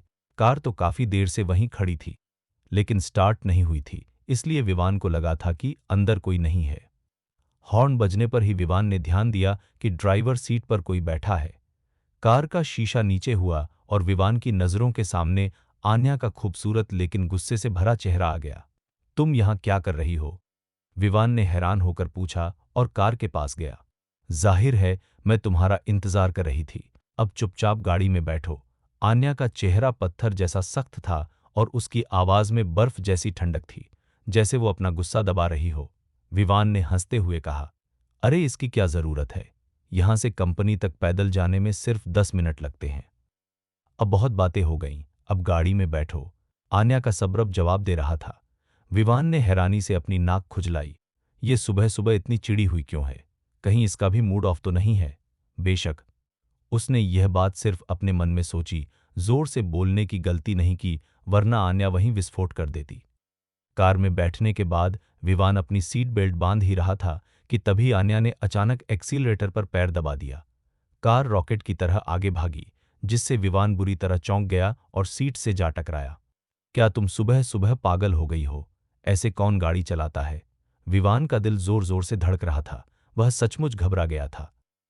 आन्या ने कार की रफ्तार थोड़ी कम की, फिर मुड़कर विवान को घूरते हुए बेहद नाराजगी और जलन भरे लहजे में बोली, हाँ मैं पागल हो गई हूं। आखिर ऐसा क्यों है कि वो तुम्हें किस कर सकती है लेकिन मैं नहीं, जबकि हम दोनों ही तुम्हारी मुंहबोली बहनें हैं, है ना? यह कहते समय उसकी आंखों में गुस्सा और जलन साफ छलक रही थी। विवान इस अचानक हुए हमले से कुछ पलों के लिए सन्न रह गया। काफी देर की चुप्पी के बाद विवान ने एक आह भरी और कहा, पागल मत बनो, मैं उसे सिर्फ एक छोटी बहन की तरह देखता हूं। विवान के जवाब से आन्या बिल्कुल भी खुश नहीं थी। उसने जिद करते हुए कहा, तुमने पहले कहा था कि तुम मुझे भी छोटी बहन की तरह मानते हो, तो क्या इसका मतलब यह है कि मैं भी तुम्हें किस कर सकती हूं? विवान का माथा ठनका, वो कुछ बोल नहीं सका। विवान को चुप देखकर आन्या और भी चिढ़ गई। उसने कार का म्यूजिक प्लेयर चालू किया, जल्दी से एक गाना खोजा और प्ले कर दिया। अगले ही पल कार में एक बहुत ही मशहूर ऑनलाइन सिंगर का गाना गूंजने लगा। वो मेरी बहन है। बहन कहती है कि पर्पल कलर बहुत हॉट होता है। गाने के बोल सुनकर विवान की आंख फड़क उठी। उसे लगा कि आन्या जानबूझकर उसे चिढ़ाने के लिए ऐसा कर रही है, लेकिन उसके पास कोई सबूत नहीं था। इसलिए वो चुपचाप बैठा सुनता रहा। गाना खत्म होने से पहले ही कार समुद्रिका ग्रुप के बेसमेंट पार्किंग में पहुंच चुकी थी। कार से उतरने के बाद दोनों में से किसी ने भी एक शब्द नहीं कहा और वे चुपचाप कंधे से कंधा मिलाकर लिफ्ट की ओर बढ़ गए। लिफ्ट में घुसते ही विवान अपने सुबह के काम के बारे में सोचने लगा। अगर सब कुछ ठीक रहा तो इंडस्ट्रियल एरिया वाले प्रोजेक्ट की फाइल सुबह तक फाइनल हो जाएगी और दोपहर तक इसे रिव्यू के लिए मिसेज माथुर मैनेजर लियू को सौंपा जा सकता है। जैसे ही वो यह सोच रहा था, अचानक आन्या ने उसका हाथ पकड़ा और उसे जबरदस्ती कोने में धकेल दिया। इससे पहले कि विवान कुछ समझ पाता, आन्या ने उसकी ठोड़ी पकड़ी और फिर उसे जबरदस्ती किस कर लिया। विवान की आंखें फटी की फटी रह गईं। उसके चेहरे पर गहरा सदमा था। किस बहुत गहरा नहीं था, लेकिन जैसे ही विवान को होश आया, उसने तुरंत आन्या को खुद से दूर धकेल दिया। ये तुम क्या कर रही हो? विवान ने अपने होंठ पोंछे, उसका चेहरा गुस्से और शर्म से लाल हो रहा था। आन्या ने एक जीती हुई मुस्कान के साथ कहा, मैंने क्या किया? मैंने तो बस वही किया जो एक छोटी बहन कर सकती है। क्यों छोटे मालिक, आप नाराज तो नहीं है ना? तुम पागलपन कर रही हो। जैस्मीन ने गाल पर किस किया था, लेकिन तुमने। विवान के बोलने से पहले ही लिफ्ट के दरवाजे डिंग की आवाज के साथ खुल गए। बाहर कदमों की आहट सुनकर विवान ने अपनी बात वहीं रोक दी। उसने आन्या को घूर कर देखा, फिर तेजी से लिफ्ट से बाहर निकल गया। जैसे ही लिफ्ट के दरवाजे बंद होने वाले थे, आन्या ने अपना सिर थोड़ा झुकाया और उसकी मुस्कान और भी गहरी हो गई। अपने केबिन में वापस आने के बाद भी विवान का दिमाग शांत नहीं हो पा रहा था। पहले सान्या थी, फिर जैस्मीन और अब आन्या। आखिर ऐसा क्यों है कि उसके आसपास की हर लड़की उसका फायदा उठाना चाहती है? इन फालतू ख्यालों को झटकते हुए विवान ने अपनी डेस्क पर पड़ी उस फाइल को उठाया जिसे वो कल पूरा नहीं कर पाया था और उसे ठीक करने लगा। लेकिन जब विवान ने डॉक्यूमेंट खोला तो वो दंग रह गया। कंटेंट तो कल जैसा ही था, लेकिन जो डिटेल्स उसने कल तैयार की थीं, वो बदल चुकी थीं। हालांकि कल वाले प्लान में कुछ कमियां थीं जिन्हें सुधारना था, लेकिन उसकी दिशा और जरूरी आंकड़े लगभग सही थे। लेकिन अब जो जानकारी उसके सामने थी, वो न केवल गलत थी, बल्कि उसमें कई जगह बड़ी-बड़ी गलतियां जानबूझकर डाली गई थीं। विवान को पूरा यकीन हो गया कि उसकी फाइल के साथ छेड़छाड़ की गई है। खट खट खट, तभी केबिन के दरवाजे पर दस्तक हुई। इसके तुरंत बाद बेहद गुस्से में तमतमाती हुई मिसेज माथुर हाथ में एक फाइल ली हुए केबिन में घुस आईं। धड़ाम, एक फाइल को विवान की मेज पर जोर से पटका गया। मिसेज माथुर ने बेहद रूखेपन से कहा, डिप्टी मैनेजर विवान, क्या इतने दिनों में आपने बस यही काम किया है? मिसेज माथुर, आप क्या कह रही हैं? मुझे कुछ समझ नहीं आ रहा। विवान ने अनजान बनने का नाटक किया, लेकिन फिर भी उसने वो फाइल खोली जो मिसेज माथुर ने फेंकी थी। यह वही इंडस्ट्रियल एरिया प्रोजेक्ट की फाइल थी, और यह बिल्कुल वही गलतियों वाली फाइल थी जो उसने अभी ने कंप्यूटर पर देखी थी। उसे अच्छी तरह याद था कि उसने यह फाइल अभी तक मिसेज माथुर को नहीं भेजी थी, लेकिन अब यह उनके हाथों में थी। इंडस्ट्रियल एरिया वाला प्रोजेक्ट बहुत मुश्किल है। सच कहूं तो मुझे आपसे इसे पूरा करने की उम्मीद नहीं थी। मैंने तो बस एक आखिरी कोशिश के तौर पर यह काम आपको दिया था, लेकिन आपने जो प्लान मुझे दिया है वो एकदम रद्दी है। मिसेज माथुर बहुत गुस्से में थीं। उन्होंने मेज पर हाथ पटकते हुए कहा, डिप्टी मैनेजर विवान, अगर आपकी काबिलियत यहीं तक सीमित है तो मेरी सलाह है कि आप आन्या मैम से बात करें और किसी दूसरे डिपार्टमेंट में चले जाएं। एक कमजोर सिपाही तो सिर्फ एक सिपाही होता है, लेकिन एक कमजोर सेनापति पूरी सेना को डुबो देता है। सबसे काबिल टीम को भी एक अच्छे लीडर की जरूरत होती है, और आप में साफ तौर पर वो लीडरशिप नहीं है। डिप्टी मार्केटिंग मैनेजर की पोस्ट के लिए मैं आन्या मैम से समीर ग्रुप का टीम लीडर की सिफारिश करूंगी। वो इस पद के लिए आपसे कहीं ज्यादा लायक है। मिसेज माथुर का इरादा साफ था। वो चाहती थीं कि विवान अपनी इज्जत बचाकर खुद इस्तीफा दे दे ताकि यह कुर्सी समीर को मिल सके। यह सुनकर विवान को तुरंत समझ आ गया कि उसे समीर ने फंसाया है। अगर वो गलत नहीं है तो समीर ने ही उसके प्लान में छेड़छाड़ की थी, और मिसेज माथुर के हाथ में जो फाइल है वो भी समीर ने ही पहुंचाई होगी। यह सोचते ही विवान का चेहरा एकदम सख्त हो गया। समुद्रिका ग्रुप उसकी मांग की कंपनी है, जो उसके खानदानी बिजनेस का हिस्सा है। वह समीर जैसे घटिया इंसान को कंपनी में दीमक की तरह नहीं रहने दे सकता। मिसेज माथुर, आप चिंता न करें, मैं इस मामले का पक्का इलाज करूंगा, लेकिन उससे पहले मुझे आन्या मैम को बुलाना होगा। विवान की आवाज में एक अजीब सी ठंडक थी। मिसेज माथुर को विवान का मतलब समझ नहीं आया। उन्हें लगा कि विवान अपनी सिफारिश और जुगाड़ का इस्तेमाल करके आन्या को अपने बचाव के लिए बुला रहा है। डिप्टी मैनेजर विवान, लगता है आपका और आन्या मैम का कोई खास रिश्ता है, लेकिन मैं आपको बता दूं, भले ही आन्या मैम खुद बीच में आ जाएं, मार्केटिंग डिपार्टमेंट में आप जैसे निकम्मे इंसान के लिए कोई जगह नहीं है। फिक्र मत कीजिए, मुझे मार्केटिंग डिपार्टमेंट के हालात की पूरी खबर है। आज जो भी नतीजा निकले, मैं डिप्टी मार्केटिंग मैनेजर के पद से इस्तीफा दे दूंगा। विवान ने मिसेज माथुर से बहस नहीं की, क्योंकि इसकी कोई जरूरत नहीं थी। उसकी नज़र में हालांकि मिसेज माथुर का इस्तेमाल किया जा रहा था, लेकिन इससे उनकी काम करने की निष्ठा पर कोई शक नहीं था। मालिक होने के नाते वह सही इंसान को पहचानने और उसका इस्तेमाल करने का हुनर जानता था। विवान ने आन्या को व्हाट्सएप पर एक मैसेज भेजा और उसे तुरंत मार्केटिंग डिपार्टमेंट में आने के लिए कहा। आन्या के आने का इंतजार करते हुए विवान अपने केबिन से बाहर निकला और सीधे समीर की सीट की तरफ देखा। जैसे ही समीर को विवान की नजरों का एहसास हुआ, उसने अपना सिर घुमाकर देखा। दोनों की निगाहें मिली और समीर ने एक शरारती मुस्कान के साथ उसकी ओर एक भौं नचाई। तो यह वाकई तेरी ही करतूत है। उसकी यह हरकत इस बात का सबूत थी कि यह सारा खेल समीर ने ही रचा था। जैसे ही समीर मन ही मन खुश हो रहा था, यह सोचकर कि आज तो विवान की छुट्टी पक्की है, तभी सीईओ आन्या अपनी सेक्रेटरी के साथ तेज कदमों से वहां पहुंच गईं। क्या हुआ? आन्या के माथे पर हल्की शिकन थी। उसकी आंखों में सवाल थे। उनके पीछे खड़ी सेक्रेटरी भी उलझन में दिख रही थी। आन्या के आते ही मार्केटिंग स्टाफ ने अपना काम रोक दिया और सभी की निगाहें उस पर टिक गईं। मार्केटिंग डिपार्टमेंट में आन्या के अचानक आने की वजह जानने के लिए सब बेताब थे। विवान ने बिना किसी भाव के कहा, मेरी इंटर्नशिप काफी लंबी हो चुकी है और अब डिप्टी मार्केटिंग मैनेजर की कुर्सी बदलने का समय आ गया है। क्या? यह सुनकर मार्केटिंग डिपार्टमेंट के सभी कर्मचारी सन्न रह गए। क्या चल रहा है? डिप्टी मैनेजर विवान का क्या मतलब है? क्या वो अपनी मर्जी से इस्तीफा दे रहे हैं? इंटर्नशिप? उन्होंने इंटर्न के तौर पर क्या काम किया था? समीर को छोड़कर बाकी सभी के चेहरे सदमे और उलझन से भरे हुए थे। इसके उलट समीर का चेहरा एकदम शांत था, जैसे उसे पहले से पता था कि ऐसा ही होगा। नया नया आया कोई भी आदमी और यह सोचे कि वो सिर्फ जान पहचान के दम पर डिप्टी मैनेजर की कुर्सी पर टिका रहेगा, तो वो गलतफहमी में है। समीर के होठों पर एक विजयी मुस्कान थी और वो खुद पर बहुत गर्व महसूस कर रहा था। इसी मौके का फायदा उठाते हुए मिसेज माथुर ने भी अपनी बात रखी। आन्या मैम, मेरा भी मानना है कि विवान इस पद को संभालने के लायक नहीं है। मैं आपसे गुजारिश करती हूं कि विवान को डिप्टी मैनेजर के पद से हटा दिया जाए। इसके अलावा मैं सिफारिश करती हूं कि हमारे टीम लीडर समीर को यह जिम्मेदारी सौंपी जाए। समीर के तजुर्बे और काम को देखते हुए मेरा मानना है कि वो इस पद के लिए सबसे सही उम्मीदवार हैं।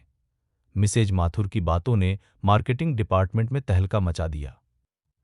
मार्केटिंग डिपार्टमेंट में होने के नाते हम सब मिसेज माथुर के मिजाज से अच्छी तरह वाकिफ हैं। वो काम के मामले में बहुत सख्त हैं और किसी भी तरह की लापरवाही बर्दाश्त नहीं करती। अगर उन्होंने ऐसा कहा है तो इसका मतलब है कि विवान ने काम में कोई बहुत बड़ी गलती की है, वरना मिसेज माथुर, आन्या मैम और बाकी सबके सामने खुलेआम ऐसे शब्द नहीं बोलती। आखिर हुआ क्या है? आन्या ने हैरानी से पूछा। उसे अभी भी माजरा समझ नहीं आ रहा था। आन्या मैम, यह डिप्टी मैनेजर विवान की बनाई हुई इंडस्ट्रियल एरिया प्रोजेक्ट की फाइल और उसका प्लान है। इसे देखने के बाद आप खुद समझ जाएंगी। मिसेज माथुर ने बिना लाग लपेट के वह फाइल सीधे आन्या के हाथ में थमा दी। आन्या ने उसे शक की नजरों से देखा, खोला और जैसे ही उसने पढ़ना शुरू किया, उसका चेहरा पत्थर जैसा हो गया। यह बिजनेस प्लान बेहद घटिया था। इसमें अनगिनत गलतियां थीं। कोई नया इंटर्न भी इतना रद्दी काम नहीं कर सकता था। उसे गुस्सा आ रहा था, लेकिन उसके गुस्से की वजह प्लान नहीं था, बल्कि यह था कि समुद्रिका ग्रुप में कोई विवान को फंसाने के लिए इतना नीच खेल खेल रहा था। वो विवान की काबिलियत को जानती थी। यह प्लान विवान ने नहीं लिखा हो सकता। यह साफ था कि कोई उसके खिलाफ साजिश रच रहा है। सबके सामने आन्या विवान का पक्ष नहीं ले सकती थी, इसलिए उसने विवान की ओर देखकर सख्ती से पूछा, डिप्टी मैनेजर विवान, क्या यह प्लान आपने तैयार किया है? यह प्लान मैंने ही लिखा है। विवान के जवाब ने आन्या को चौंका दिया। जब यह साफ तौर पर सच नहीं था, तो वो इसे क्यों स्वीकार कर रहा है? क्या सच में यह विवान ने किया था? ऐसा नहीं हो सकता। अगर विवान ने किया होता, तो यह इतना घटिया कभी नहीं होता। आन्या मैम, जब इन्होंने अपनी गलती मान ली है, तो मुझे लगता है कि आपको भी अपना फैसला सुना देना चाहिए। मेरे डिपार्टमेंट में कामचोरों के लिए कोई जगह नहीं है और निकम्मों के लिए तो बिल्कुल नहीं। मिसेज माथुर के सख्त तेवरों से आन्या पर दबाव बढ़ रहा था।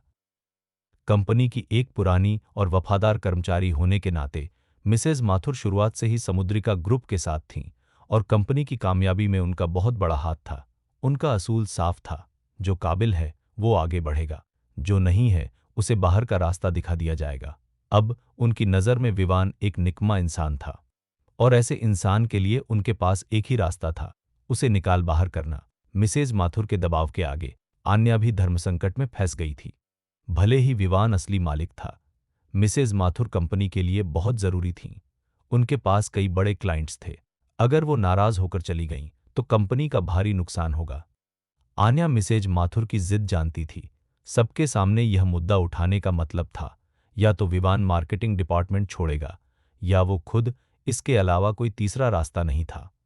जैसे ही आन्या इस मुसीबत का हल सोचने में लगी थी, विवान ने अचानक कहा, मैं मानता हूं कि मैंने यह प्लान बनाया था, लेकिन इसके जरूरी आंकड़ों और दिशा के साथ छेड़छाड़ की गई है और मैंने यह फाइल मिसेज माथुर को नहीं दी थी। विवान ने मिसेज माथुर की ओर देखा और पूछा, मिसेज माथुर, क्या मैं जान सकता हूं कि यह फाइल आपकी मेज पर किसने पहुंचाई? अब जब पोल खुल गई है, तो क्या डिप्टी मैनेजर विवान अभी भी अपनी जिम्मेदारी से पल्ला झाड़ना चाहते हैं? मिसेज माथुर का चेहरा तमतमाया हुआ था और उनकी आंखों में विवान के लिए नफरत थी। लेकिन चूंकि आन्या सामने खड़ी थी, इसलिए उन्होंने जवाब दे दिया, जब मैं ऑफिस आई तो यह फाइल पहले से मेरी डेस्क पर रखी थी। मिसेज माथुर को नहीं पता कि यह फाइल वहां किसने रखी। विवान ने अपनी भौहें सिकोड़ी और तिरछी नजर से समीर को देखा, जो मन ही मन खुश हो रहा था। समीर पूरा बेवकूफ नहीं था, लेकिन अफसोस, उसने अपने दिमाग का इस्तेमाल काम में नहीं, बल्कि पीठ पीछे वार करने और साजिश रचने में किया। बात अब यहां तक पहुंच गई है, तो चाहे मैं कितनी भी सफाई दूं, मुझे शक है कि मिसेज माथुर मेरी बात मानेंगी। शुक्र है, मेरे फ़ोन में कल शाम बनाए गए असली प्लान का बैकअप है।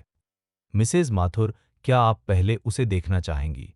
विवान ने अपना फ़ोन निकाला, प्रोजेक्ट प्लान का असली डॉक्यूमेंट खोला और उसे मिसेज माथुर की तरफ बढ़ा दिया।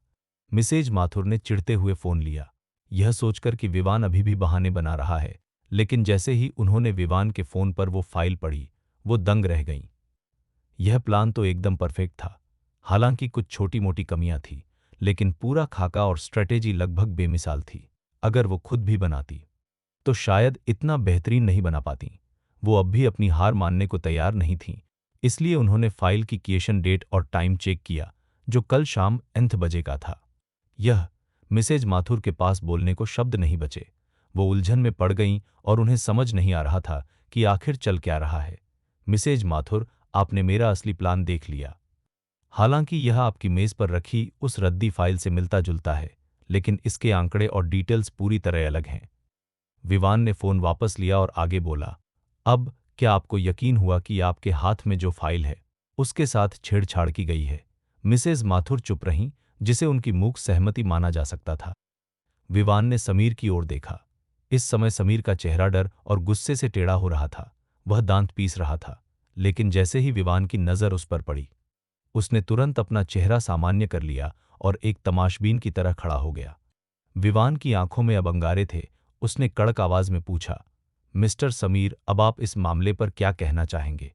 जैसे ही यह सवाल गूंजा, सबकी निगाहें समीर पर टिक गईं। आन्या, उसकी सेक्रेटरी और मिसेज माथुर सभी समीर को घूरने लगे। समीर का चेहरा पीला पड़ गया और उसने गुस्से का नाटक करते हुए कहा, डिप्टी मैनेजर विवान, आपका क्या मतलब है? आपको लगता है कि मैंने यह सब किया है? इल्जाम लगाने से पहले सबूत होने चाहिए। बिना बात मेरी इज्जत मत उछालिए। सबूत? विवान हंसा और बोला, अभी तक इस फाइल को सिर्फ मैंने, आन्या मैम और मिसेज माथुर ने ही छुआ है। कायदे से इस पर किसी चौथे इंसान के फिंगरप्रिंट नहीं होने चाहिए। मिस्टर समीर, आपका क्या ख्याल है? विवान की बात सुनते ही समीर के पसीने छूट गए। वो घबरा गया, लेकिन तभी उसके दिमाग में एक चाल आई और उसने अपना माथा पीटते हुए कहा, अरे, मैं तो भूल ही गया था। कल शाम ऑफिस बंद होने के बाद डिप्टी मैनेजर विवान, क्या आपने मुझे अपने केबिन में बुलाकर यह फाइल मिसेज माथुर के ऑफिस में रखने को नहीं कहा था? जैसे ही उसने यह कहा, उसका चेहरा फिर से बदल गया और उसने गुस्से से कहा, ओहो, अब मैं समझा। डिप्टी मैनेजर विवान, यह सारा नाटक आपने खुद रचा है ना? मुझे पता है कि आपको मुझसे दिक्कत है, लेकिन मुझे फंसाने के लिए इतना घटिया खेल खेलने की क्या जरूरत थी? इन शब्दों से पूरे ऑफिस में खलबली मच गई। इसी समय समीर की टीम के कुछ चमचे भी उसकी गवाही देने के लिए खड़े हो गए। हाँ, मैंने भी देखा था। कल शाम जब सब लोग जा चुके थे, तब डिप्टी मैनेजर विवान ने समीर सर को अपने केबिन में बुलाया था।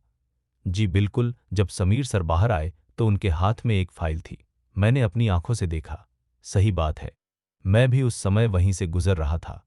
समीर के पालतू लोग एक एक करके विवान पर कीचड़ उछालने लगे। विवान को ये चेहरे याद थे। ये वही लोग थे जो कैंटीन में समीर के साथ बैठकर विवान की बुराई कर रहे थे। मिसेज माथुर ने विवान को सवालिया नजरों से देखते हुए पूछा, डिप्टी मैनेजर विवान, क्या ये सच कह रहे हैं? विवान ने पलटवार करते हुए कहा, अगर मैं ना कहूं तो क्या मिसेज माथुर मुझ पर यकीन करेंगी या इन पर? यह मिसेज माथुर चुप हो गईं। समीर और बाकी लोग कंपनी के पुराने कर्मचारी थे। अगर उन्हें किसी एक को चुनना हो तो वो जाहिर तौर पर समीर और उसकी टीम पर भरोसा करेंगी। छोड़िए, अब सच और झूठ का कोई मतलब नहीं है। आज इन लोगों को कंपनी से बाहर जाना ही होगा। यह देखकर विवान समझ गया कि मिसेज माथुर क्या सोच रही हैं, लेकिन अब उसने फैसला कर लिया था कि वो समीर और उसकी गैंग को बख्शेगा नहीं। ऐसे दीमक को कंपनी में रहने का कोई हक नहीं है। समीर और उसके साथियों के चेहरे पर डर साफ दिखने लगा और वे सभी मदद के लिए मिसेज माथुर की ओर देखने लगे। मिसेज माथुर ने सख्ती से कहा, डिप्टी मैनेजर विवान, अगर आप किसी कर्मचारी को निकालना चाहते हैं तो आपके पास एक ठोस कारण होना चाहिए। मिसेज माथुर को वजह चाहिए, तो सुनिए वजह। इस समुद्रिका ग्रुप में मेरे फैसले चलते हैं। क्या यह वजह काफी है?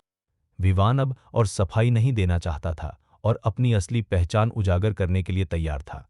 कंपनी का मालिक होने के नाते वह एक इशारे में समीर और उसकी पूरी टीम को बाहर का रास्ता दिखा सकता था। उसे झूठे सबूतों की क्या जरूरत? मिसेज माथुर का चेहरा गुस्से से लाल हो गया और उन्होंने डांटते हुए कहा, डिप्टी मैनेजर विवान, आपकी जुबान बहुत चल रही है। असल में आन्या मैम ही यहाँ की। मिसेज माथुर। आन्या मैम, मेरे पास सबूत है कि ये लोग झूठ बोल रहे हैं। उसी पल चुपचाप कोने में खड़ा इंटर आ गया। उसने अपना फोन निकाला और एक वीडियो रिकॉर्डिंग प्ले कर दी। फोन आन्या और मिसेज माथुर के हाथों में सौंप दिया गया। वीडियो रिकॉर्डिंग में साफ दिखाई दे रहा था कि समीर चुपके से विवान के केबिन में घुस रहा है, मार्केटिंग डिपार्टमेंट के उस विशाल हॉल में। अब उन लोगों का कोई नामो निशान नहीं था जिन्होंने पहले समीर के पक्ष में गवाही दी थी। जैसे जैसे वीडियो आगे बढ़ा, सच्चाई शीशे की तरह साफ हो गई। आन्या का चेहरा गुस्से से तमतमा रहा था, जबकि मिसेज माथुर का चेहरा तो और भी ज्यादा उतर गया था। दोनों ने अपनी नजरें इस सबके पीछे के असली मास्टरमाइंड यानी समीर की ओर घुमा ली। समीर को पसीना आने लगा। उसकी आंखें इधर उधर भागने लगी और वो आन्या और मिसेज माथुर से नजरें मिलाने की हिम्मत नहीं कर पा रहा था। समीर, तुम्हें नौकरी से निकाला जाता है और तुम सब अपना सामान पैक करो और अभी के अभी यहां से दफा हो जाओ। आन्या का गुस्सा सातवें आसमान पर था। उसका चेहरा बेहद ठंडा पड़ चुका था और जिस तरह से वो समीर और उसके साथियों को देख रही थी, ऐसा लग रहा था मानो वो उन्हें जिंदा ही चबा जाएगी। आन्या का यह रौद्र रूप देखकर समीर और उसके साथी सन्न रह गए। उन्होंने कभी सपने में भी नहीं सोचा था कि रवि इतने नाजुक मौके पर सामने आएगा और उसने इस पूरी घटना का वीडियो भी बना लिया होगा। रवि, तुम बस इंतजार करो, कमीने। समीर ने दांत पीसते हुए रवि को घूर कर देखा। धड़ाम। जैसे ही उसका बोलना खत्म हुआ, विवान पलक झपकते ही आगे बढ़ा और उसने एक जोरदार स्पिनिंग किक जड़ दी। समीर को अपने पेट में तेज दर्द महसूस हुआ। अगले ही पल एक जोरदार टक्कर के साथ उसका शरीर दूर जा गिरा। उसके पैर पल भर के लिए जमीन से ऊपर उठे और फिर वो बुरी तरह से पीठ के बल जमीन पर आ गिरा। विवान, तुम्हें मुझे मारने का क्या हक है? मैं तुम्हारे खिलाफ केस करूंगा। समीर दर्द से कराहते हुए जमीन से उठ बैठा। उसकी आंखें एक जहरीले सांप की तरह विवान को घूर रही थीं।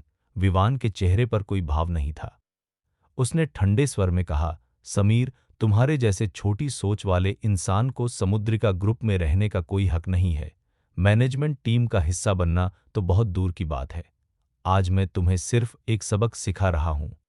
अगर फिर भी तसल्ली न मिले तो शौक से मुझ पर केस कर देना, लेकिन मैं तुम्हें चेतावनी दे रहा हूं, समुद्रिका में ऐसा कोई नहीं है जिसे तुम धमका सको या डरा सको। अगर तुमने किसी के बाल को भी छूने की हिम्मत की तो मैं तुम्हें जब भी देखूंगा तब पीटूंगा। दफा हो जाओ।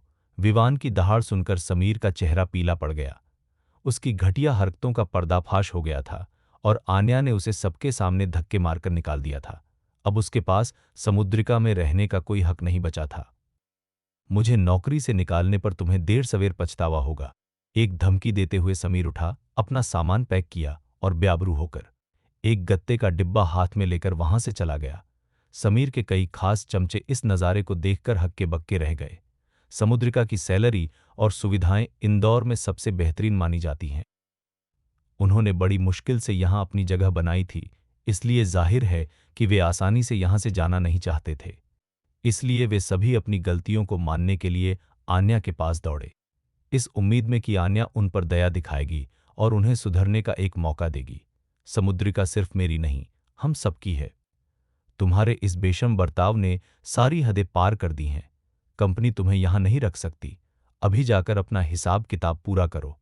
आन्या ने अपना रुख बिल्कुल भी नरम नहीं किया। आन्या की बातें सुनकर उन सब के चेहरे पीले पड़ गए और वे अफसोस से भर गए।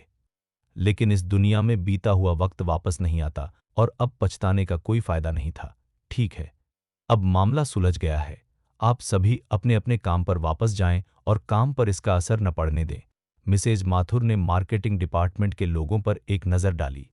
सभी ने अपना ध्यान दूसरी ओर मोड़ लिया और अपने अपने काम में जुट गए। मिसेज माथुर, विवान, मेरे केबिन में आए। आन्या मुड़ी और लिफ्ट की ओर चल पड़ी। मिसेज माथुर ने माफी भरी नजरों से विवान की ओर देखा और एक अजीब सी मुस्कुराहट के साथ कहा, मिस्टर विवान, मुझे वाकई अफसोस है, मैंने आपको गलत समझा। कोई बात नहीं। विवान ने मुस्कुराते हुए बात को टाल दिया और इसे दिल पर नहीं लिया। वे दोनों आन्या और उसकी सेक्रेटरी के पीछे पीछे लिफ्ट में चले गए। कुछ देर बाद चारों लोग प्रेसिडेंट के केबिन में पहुंचे। आन्या अपनी कुर्सी पर बैठी थी। उसके चेहरे पर नाराजगी साफ झलक रही थी। मिसेज माथुर, आप में काम करने की अच्छी काबिलियत है, लेकिन लोगों को परखने में आपको सुधार की जरूरत है। वापस जाइए और अपनी गलती पर एक रिपोर्ट लिखिए और काम से निकलने से पहले उसे मुझे देकर जाएगा। जी मैम। मिसेज माथुर ने शर्मिंदगी से सिर झुकाया, फिर मुड़कर केबिन से बाहर निकल गईं। मिसेज माथुर के जाने के बाद आन्या की नज़र अपनी महिला सेक्रेटरी पर पड़ी। तुम अभी भी वहां क्यों खड़ी हो? क्या तुम्हारा काम खत्म हो गया है? क्या? अभी तक नहीं। मैं अभी जाकर इसे ठीक करती हूँ। यह सुनकर सेक्रेटरी एक पल के लिए हड़बड़ा गई और फिर तुरंत मिसेज माथुर के पीछे पीछे केबिन से बाहर निकल गई। जब दफ्तर में केवल विवान ही रह गया, तो आन्या के चेहरे पर मौजूद ठंडापन गायब हो गया। छोटे मालिक, क्या आप सच में वाइस प्रेसिडेंट के पद से इस्तीफा देने जा रहे हैं? उसने सवालिया नजरों से विवान की ओर देखा। खैर, मुझे मार्केटिंग डिपार्टमेंट की अच्छी समझ हो गई है, इसलिए अब यहां और रुकने का कोई मतलब नहीं है। विवान ने हल्के से सिर हिलाया, थोड़ी देर रुका और फिर बोला, भविष्य के लिए मेरी योजना अब कंपनी की कमान संभालने की है। सच में? यह सुनकर आन्या की आंखों में खुशी चमक उठी।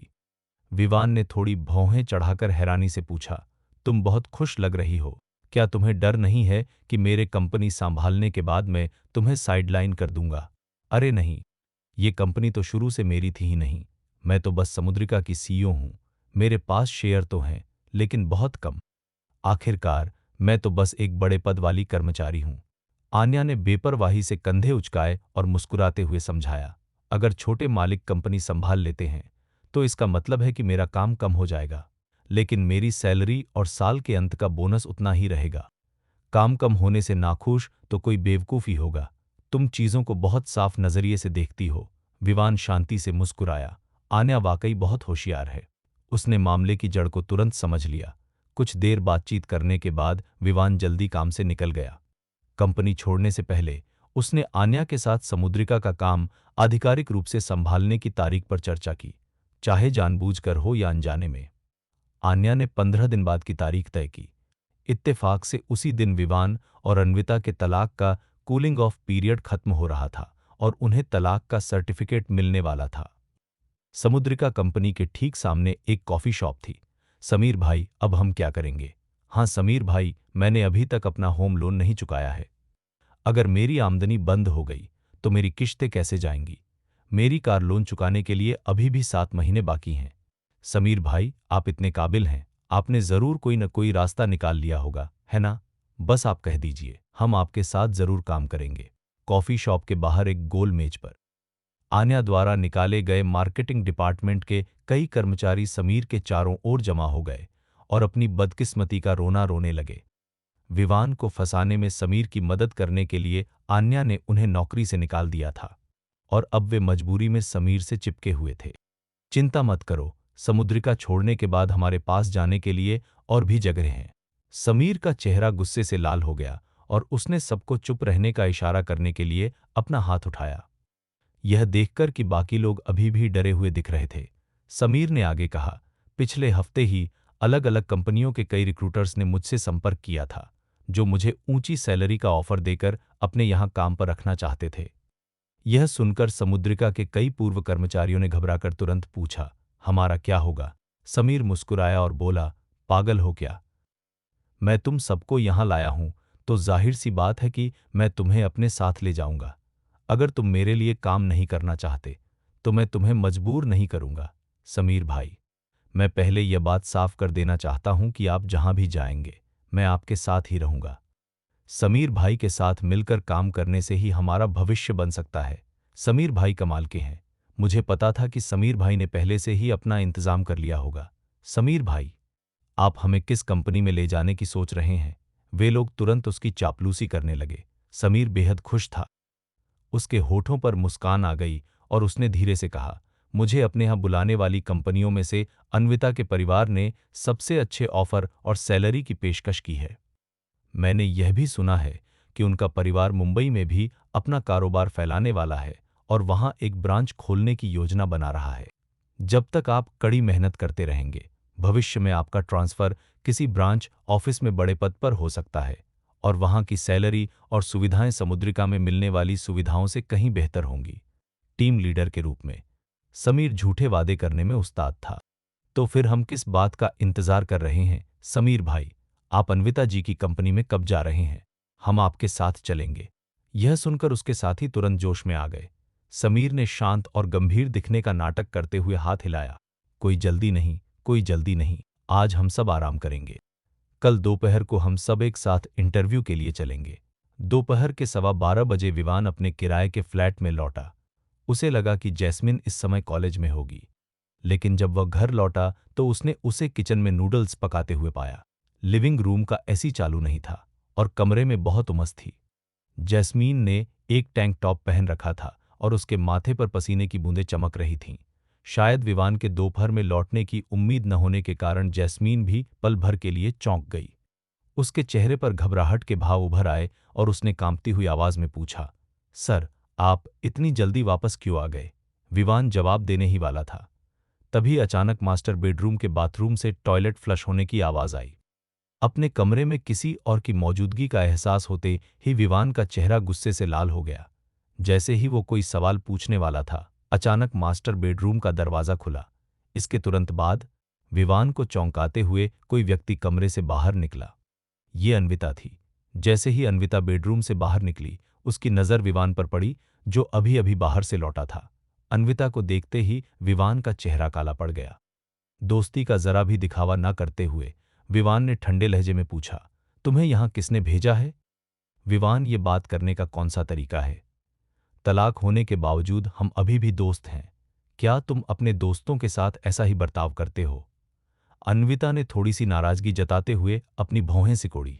विवान गुस्से में हंसा। उसका लहजा एकदम ठंडा था। माफ करना, लेकिन मेरे लिए एक सभ्य एक्स वाइफ वो होनी चाहिए जो मर चुकी हो। अब मेरे घर से तुरंत निकल जाओ। विवान के इस रूखे बर्ताव से अन्विता साफ तौर पर चिढ़ गई। उसने कठोर चेहरे के साथ गुस्से में कहा, विवान, हद से ज्यादा मत करो। अगर माँ ने मुझे तुम्हारे लिए सूप लाने को न कहा होता तो क्या तुम्हें लगता है कि मैं अपनी मर्जी से यहां आती? अब जब सूप रख दिया है तो तुम्हें जाना चाहिए। अपना ख्याल रखना और मुझे दरवाजे तक छोड़ने की जहमत मत ठाना। विवान का रवैया पत्थर की तरह सख्त रहा। वो एक तरफ हट गया और उसने अन्विता को बाहर जाने का इशारा किया। अन्विता का चेहरा गुस्से से पीला पड़ गया। उसने दांत पीसते हुए विवान को घूर कर देखा और फिर दरवाजे की ओर चल पड़ी। लेकिन जैसे ही वो विवान के पास से गुजरी, वो अचानक रुकी और तंज कसते हुए बोली, विवान, तुम तो सच में बड़े खिलाड़ी निकले। अगर मुझे सही याद है तो यह वही स्ट्रीमर लड़की है जिसे तुमने पहले लाइव स्ट्रीम में टिप दी थी। मुझसे तलाक लेने के बाद तुम बिना सोचे समझे किसी भी ऐरी-गरी लड़की को मुंह लगा रहे हो। क्या तुम्हें बीमारियों का डर नहीं है? इतना कहने के बाद अन्विता ने हिकारत भरी हंसी हंसी और अपने चेहरे पर घिन का भाव लिए घर से बाहर चली गई। धड़ाम, विवान ने दरवाजा जोर से बंद कर दिया। उसका चेहरा गुस्से से सुलग रहा था। जैस्मीन अभी भी किचन के दरवाजे पर खड़ी थी। यह पहली बार था जब उसने विवान को इतना ज्यादा गुस्से में देखा था। एक पल के लिए वो इतनी डर गई कि उसे समझ ही नहीं आया कि वो क्या करे। विवान ने अपने गुस्से को शांत करने के लिए एक गहरी सांस ली, फिर जैस्मीन की ओर देखकर सख्त आवाज में कहा, आइंदा से किसी अजनबी को घर में मत घुसने देना। जैस्मीन ने अपनी नजरें नीचे कर लीं और धीरे से जवाब दिया, ठीक है, सर। एक शब्द भी और कहे बिना विवान उदास चेहरे के साथ अपने बेडरूम में चला गया। कुछ मिनट बाद उसके दरवाजे पर दस्तक हुई। जब विवान ने दरवाजा खोला तो उसने देखा कि जैस्मीन बहुत डरी सहमी सी खड़ी थी। सर, मैंने नूडल्स बनाए हैं, क्या आप भी खाना चाहेंगे? विवान का मन तो मना करने का था, लेकिन उसके पेट ने उसका साथ छोड़ दिया और जोरों की भूख से पेट में गुड़गुड़ाहट होने लगी। शर्म से उसका चेहरा थोड़ा लाल हो गया और वो चुपचाप डाइनिंग टेबल की ओर चल पड़ा। खाने की मेज पर नूडल्स के 2 कटोरे रखे थे, एक चिकन सूप वाला और दूसरा सादे सूप वाला। असल में जैस्मीन सिर्फ अपने लिए एक कटोरी सादे नूडल्स बनाना चाहती थी, लेकिन जब उसने विवान को वापस आते देखा तो उसने उसके लिए अलग से एक कटोरी चिकन नूडल्स बना दिए। जैस्मीन का कटोरा खाली सा देखकर, जबकि उसका खुद का कटोरा चिकन से भरा हुआ था, विवान की भौहें तन गईं। जैस्मीन विवान के चेहरे के भावों को ध्यान से देख रही थी। जब उसने उसे नाराज होते देखा तो उसका दिल जोर से धड़कने लगा और उसने तुरंत माफी मांगते हुए कहा, सर, मुझे माफ कर दीजिए। अगली बार मैं उसे अंदर नहीं आने दूंगी। मैंने तुम्हें इसके लिए दोषी नहीं ठहराया। तुम माफी क्यों मांग रही हो? विवान ने उसकी ओर आंखें घुमाई और नूडल्स बदलने के लिए हाथ बढ़ाया। जैस्मीन हक्की बक्की रह गई और जल्दी से हाथ हिलाते हुए बोली, सर, कोई बात नहीं, कोई बात नहीं। यह चिकन सूप तो वो दीदी ही आपके लिए लाई थी। मैं जो खाने को कहूँ वही खाओ, बकवास करना बंद करो। विवान ने उसे घूर कर देखा। जैस्मीन ने जल्दी से अपना सिर नीचे कर लिया। उसे डर था कि विवान उसे भी उसी तरह डांटेगा जैसे उसने उस खूबसूरत औरत को डांटा था। लेकिन खाना खाते खाते उसकी आंखों में आंसू आ गए। जैस्मीन को रोते देख विवान का सिर घूमने लगा। उसने गला साफ करते हुए कहा, मेरी आवाज थोड़ी तेज हो गई होगी, पर कोई बात नहीं, मैं तुम्हें दोष नहीं दे रहा हूं। यह सुनकर जैस्मीन की आंखों से और भी ज्यादा आंसू बहने लगे। विवान घबरा गया और जल्दी से बोला, जैस्मीन रो मत। अगली बार मैं तुम्हारे साथ इतने रूखेपन से बात नहीं करूंगा। सर, इससे आपकी कोई गलती नहीं है। मैं इसलिए रो रही हूं क्योंकि मुझे लगता है कि मैं आपके लिए मुसीबत खड़ी कर रही हूं। जैस्मीन ने अपना सिर हिलाया और अपने आंसू पोंछ लिए। पागल मत बनो, तुमने मुझे कोई परेशानी नहीं दी है। विवान ने धैर्य से समझाया। वो औरत मेरी एक्स वाइफ है। हमारा तलाक हो चुका है और मैं उसे देखना भी पसंद नहीं करता। मुझे बस उस पर गुस्सा आ रहा था, तुम पर नहीं, इसलिए इसे दिल पर मत लो। जैस्मीन ने सिर हिलाया, फिर सावधानी से अपना सिर ऊपर उठाया और पूछा, सर, आप दोनों का तलाक क्यों हुआ? विवान चुप रहा। वह बीती बातों को कुरेदना नहीं चाहता था। लेकिन जब उसने देखा कि जैस्मीन अचानक घबराकर फिर से अपना सिर नीचे कर लेती है, तो उसने धीरे से एक आह भरी और संक्षेप में अन्विता के साथ अपनी नाकाम शादी के बारे में बताया। यह सुनने के बाद जैस्मीन चुप हो गई। काफी देर बाद जैस्मीन ने आखिरकार धीमी आवाज में कहा, सर, आपने तलाक लेने का सही फैसला किया। वो दीदी आपके प्यार के लायक नहीं है। विवान ने हंसते हुए कहा, तुम्हें क्या पता, छोटी बच्ची। सर, मैं अब बच्ची नहीं हूं। जैस्मीन ने तुरंत जवाब दिया और फिर बोली, वैसे भी मेरे कॉलेज में कई लोगों के बॉयफ्रेंड गर्लफ्रेंड है। हालांकि मैं खुद कभी किसी रिलेशनशिप में नहीं रही, लेकिन मैंने कई लोगों को देखा है। मेरा मानना है कि सच्चा प्यार एक तरफा नहीं बल्कि दोनों तरफ से होना चाहिए। जिस तरह से वो आपकी भावनाओं को इग्नोर कर रही हैं और दूसरे आदमी के साथ घुल मिल रही हैं, उससे साफ पता चलता है कि वो आपसे प्यार नहीं करती। और जब वो प्यार ही नहीं करती, तो उन्हें आपकी परवाह भी नहीं है। विवान ने फीकी मुस्कान के साथ कहा, बात तो पते की है। मुझे नहीं पता था कि तुम रिश्तों की इतनी बड़ी एक्सपर्ट हो। सर, मैं तो बस आपको तसल्ली देने की कोशिश कर रही हूं। आप मेरा मजाक क्यों उड़ा रहे हैं? जैस्मीन ने गुस्से से मुंह फुला लिया। उसकी मासूमियत देखकर विवान को उसका सिर थपथपाने की इच्छा हुई। विवान ने हंसते हुए कहा, ठीक है, मैं समझ गया कि तुम्हारा क्या मतलब है, इसीलिए तो मैं उससे तलाक लेने की इतनी जल्दी कर रहा हूं। जैस्मीन ने मीठी मुस्कान के साथ कहा, हाँ, सर बहुत समझदार हैं, तलाक लेना सही फैसला था। सर जैसे अच्छे इंसान को सच्चा प्यार मिलना ही चाहिए। विवान को जैस्मीन के साथ इस विषय पर बात करना थोड़ा अजीब लगा, इसलिए उसने बात बदल दी और पूछा, तुम आज कॉलेज क्यों नहीं गईं? जैस्मीन ने जवाब दिया, हमारे प्रोफेसर आज छुट्टी पर थे, इसलिए हमारी क्लास कैंसिल हो गई। और सर, आप तो ऑफिस गए थे ना, फिर अचानक वापस क्यों आ गए? मुझे काम में कुछ परेशानी हो रही थी, इसलिए मैंने इस्तीफा दे दिया। विवान ने लापरवाही से जवाब दिया। यह सुनकर जैस्मीन चौंक गई, फिर बोली, कोई बात नहीं सर, आप दूसरी नौकरी ढूंढ सकते हैं। अगर आपको नौकरी नहीं भी मिली, तो भी मैं आपके लिए पैसे कमा सकती हूँ। हा हा हा। यह सुनकर विवान अपनी हंसी नहीं रोक पाया। जैस्मीन का चेहरा शर्म से लाल हो गया और उसने नाराजगी से मुंह बनाते हुए कहा, सर, आप किस बात पर हंस रहे हैं? मैं सच कह रही हूं। मेरी अभी की कमाई ठीक ठाक है और हम दोनों का खर्चा उठाने में कोई दिक्कत नहीं होगी। विवान ने हंसते हुए कहा, रहने दो, तुम्हारे सर के हाथ पैर सलामत हैं। तुम्हें मेरा सहारा बनने की जरूरत नहीं है। तुम्हें सिर्फ अपनी पढ़ाई और अपने काम पर ध्यान देना चाहिए। भविष्य में तुम्हारे पास खर्चे की कोई कमी नहीं होगी। ओह! जैस्मीन ने अपनी चॉपस्टिक से नूडल्स को कुरेदा और बुझे मन से जवाब दिया। पेट भर खाने पीने के बाद विवान थोड़ी देर आराम करने के लिए अपने कमरे में चला गया। इसी बीच जैस्मीन ने बगल वाले कमरे में अपनी लाइव स्ट्रीमिंग शुरू कर दी। जब विवान की नींद खुली तो दोपहर के 2 बज चुके थे। वह अभी उठा ही था कि उसने जैस्मीन को दरवाजा खोलकर अंदर आते देखा। विवान को देखते ही जैस्मीन शर्मा गई और धीरे से बोली, सॉरी सर, क्या मैंने आपकी नींद खराब कर दी? विवान ने कहा, नहीं, मैं अभी अभी जागा हूं। जैस्मीन ने ओके कहा और बाथरूम में चली गई। थोड़ी देर बाद उसे अंदर से पानी बहने की आवाज सुनाई दी। कुछ ही देर में जैस्मीन बाथरूम से बाहर आई। उसने विवान को उम्मीद भरी नजरों से देखा। सर, क्या आप आज दोपहर को फ्री हैं? हाँ, मैं फ्री हूं। विवान ने सिर हिलाया। जैस्मीन की आंखें चमक उठीं और उसने तुरंत पूछा, सर, मेरी एक सहेली ने मुझे एसएल वर्ल्ड के 2 टिकट दिए हैं। क्या आप मेरे साथ चल सकते हैं? विवान मना करना चाहता था, लेकिन जैस्मीन की आंखों में उम्मीद देखकर वो खुद को रोक नहीं पाया और उसने हामी भर दी। तो सर, जल्दी कीजिए और कपड़े बदल लीजिए। मैं आपका बाहर इंतजार कर रही हूं। जब विवान मान गया तो जैस्मीन का चेहरा खुशी से खिल उठा। वह तेजी से कमरे से बाहर निकल गई और अपने पीछे दरवाजा बंद कर दिया। कुछ ही समय बाद दोनों एक साथ बाहर जाने के लिए निकले। सोसाइटी के गेट पर विवान ने एक टैक्सी रोकी। जैसे ही दोनों कार में बैठे, पास ही एक पेड़ के पीछे से मोबाइल कैमरे के क्लिक होने की आवाज आई। टैक्सी के चले जाने के बाद समर उस पेड़ के पीछे से बाहर निकला। उसका चेहरा उतरा हुआ था और उसकी आंखों में नफरत झलक रही थी। विवान, मैं असल में तुमसे उलझना नहीं चाहता था, लेकिन तुम्हें अन्विता को परेशान करना बंद कर देना चाहिए था। समर ने धीमी आवाज में कुछ बुदबुदाया।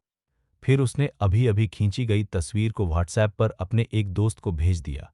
सामने वाले ने तुरंत ओके लिखकर जवाब दिया। साथ में एक मैसेज भी आया, चिंता मत करो मिस्टर समर, हम उसे ऐसा सबक सिखाएंगे कि वो फिर कभी आपकी गर्लफ्रेंड को परेशान करने की हिम्मत नहीं करेगा। विवान इस बात से बिल्कुल बेखबर था कि उसे निशाना बनाया जा रहा है। उसने जैस्मीन के साथ अम्यूज़मेंट पार्क में एक शानदार दोपहर बिताई। उन्होंने लगभग हर तरह के झूलों का मजा लिया, रोलर कोस्टर, हिंडोला, फेरिस व्हील और भूतिया घर। जब वे पार्क से बाहर निकले तब तक रात के 8 बज चुके थे। काफी देर हो चुकी थी, इसलिए विवान जैस्मीन को पास ही के एक ढाबे पर कबाब और टिक्का खिलाने ले गया। पेट भर खाना खाने के बाद दोनों टैक्सी से अपने अपार्टमेंट की ओर लौट आए।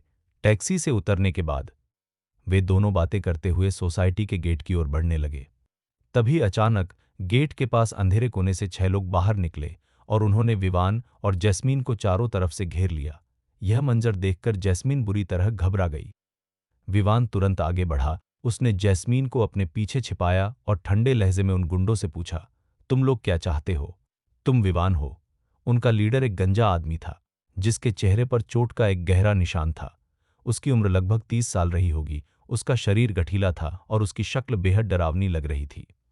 उसने विवान को काफी देर तक घूरा, फिर अपना फोन निकालकर एक तस्वीर देखी। यह पक्का करने के बाद कि उसने सही आदमी को पहचाना है, उसने एक शैतानी मुस्कान के साथ कहा, बच्चे, किसी ने तुम्हें सबक सिखाने के लिए 50,000 रुपए की सुपारी दी है। कौन? विवान ने अपनी भौहें चढ़ा ली। जवाब में उस गंजे गुंडे ने हिकारत भरी हंसी के साथ हाथ हिलाया और अपने साथियों से कहा, किस बात का इंतजार कर रहे हो? शुरू हो जाओ। जैसे ही उसका बोलना खत्म हुआ, बाकी 4 हट्टे-कट्टे गुंडे उस पर टूट पड़े और विवान को घूंसे और लात मारना शुरू कर दिया।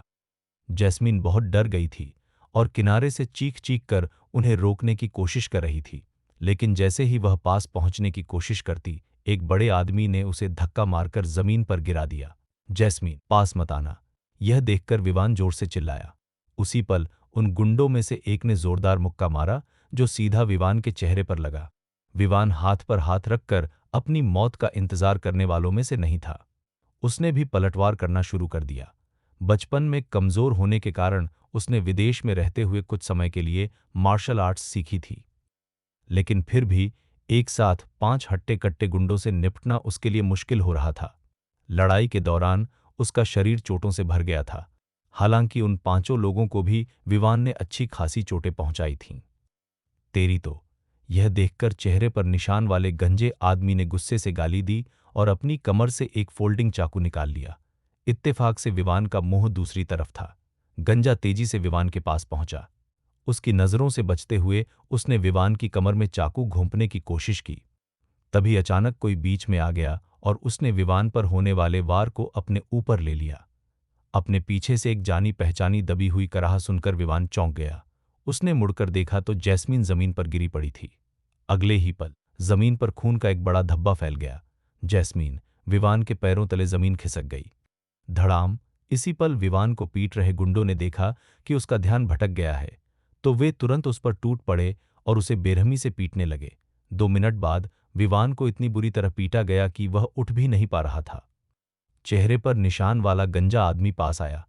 उसने विवान के सिर पर लात मारी और ठंडे लहजे में बोला, बच्चे, आइंदा से दूसरों की गर्लफ्रेंड से दूर रहना, वरना अगली बार अंजाम इससे भी बुरा होगा।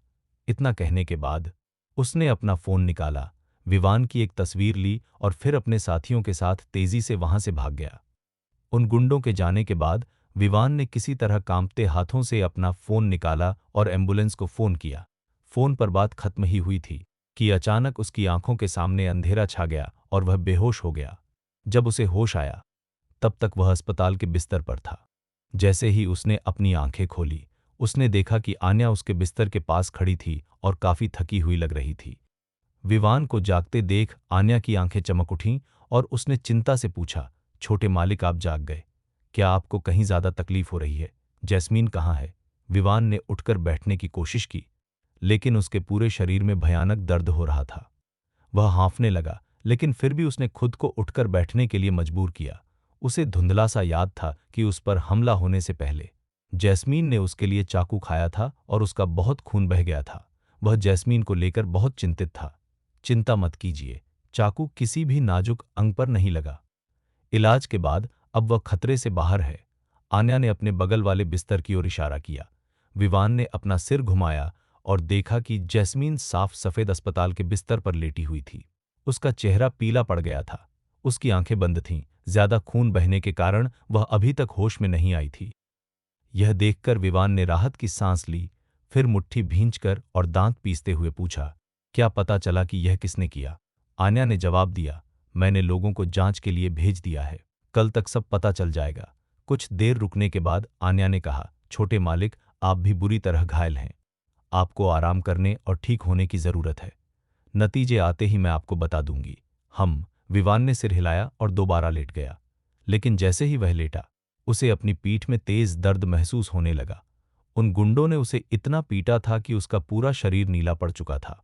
आन्या ने उलझन में पूछा, छोटे मालिक उन लोगों ने आपको क्यों मारा? विवान ने सिर हिलाते हुए कहा, मुझे भी नहीं पता, लेकिन मुझे याद है कि वो गंजा आदमी कह रहा था कि दूसरों की गर्लफ्रेंड से दूर रहो, दूसरों की गर्लफ्रेंड से दूर रहो। आन्या ने अपनी भौहें सिकोड़ी और इस बात को अपने दिमाग में नोट कर लिया। फिर उसने विवान की ओर शक भरी नजरों से देखा और चिढ़ते हुए कहा, छोटे मालिक मैं तो आपके साथ हूं, फिर भी आप दूसरों की गर्लफ्रेंड को क्यों छेड़ रहे हैं? अरे यार! विवान को तुरंत गुस्सा आ गया। उसने चिड़चिड़ा कर कहा, तुम क्या बकवास कर रही हो? मैं भला किसी और की गर्लफ्रेंड के साथ छेड़छाड़ क्यों करूंगा? अगर आपने कुछ नहीं किया तो वो गुंडे ऐसा क्यों कह रहे थे? क्या ऐसा हो सकता है कि उन्हें कोई गलतफहमी हुई हो? वो लोग मेरा नाम जानते थे, इसलिए गलतफहमी का तो सवाल ही नहीं उठता। विवान ने अपना सिर हिलाया और फिर कहा, हालांकि मुझे नहीं पता कि यह कौन है, लेकिन मुझे दो लोगों पर शक है। कौन? एक तो जयवर्धन है, जिसने पहले मुझे धमकी दी थी और तुमसे दूर रहने को कहा था। दूसरा समर है, जो अन्विता का बॉयफ्रेंड है, और अन्विता कल इत्तेफाक से मेरे घर आई थी। आपने मुझे यह क्यों नहीं बताया कि जयवर्धन ने आपको धमकी दी थी? क्या तुम्हें इतनी छोटी सी बात बताना जरूरी है? विवान ने आन्या की ओर एक नजर डाली, लेकिन आन्या गुस्से में दिख रही थी। उसने नाराजगी से कहा, आपको लगता है कि यह मामूली बात है? देखिए आपकी क्या हालत हो गई है और बेचारी जैस्मीन की जान जाते जाते बची। क्या आपको अब भी लगता है कि यह मामूली बात है? यह सुनकर विवान चुप हो गया। ठीक है, आप आराम कीजिए, इसे मुझ पर छोड़ दीजिए। इसके पीछे जो भी है, मैं उसे इसकी भारी कीमत चुकाने पर मजबूर कर दूंगी। आन्या ने विवान को कंबल ओढ़ाया, फिर मुड़कर वार्ड से बाहर चली गई। वार्ड से बाहर निकलने के बाद उसने अपना फोन निकाला और अपनी सेक्रेटरी का नंबर डायल किया।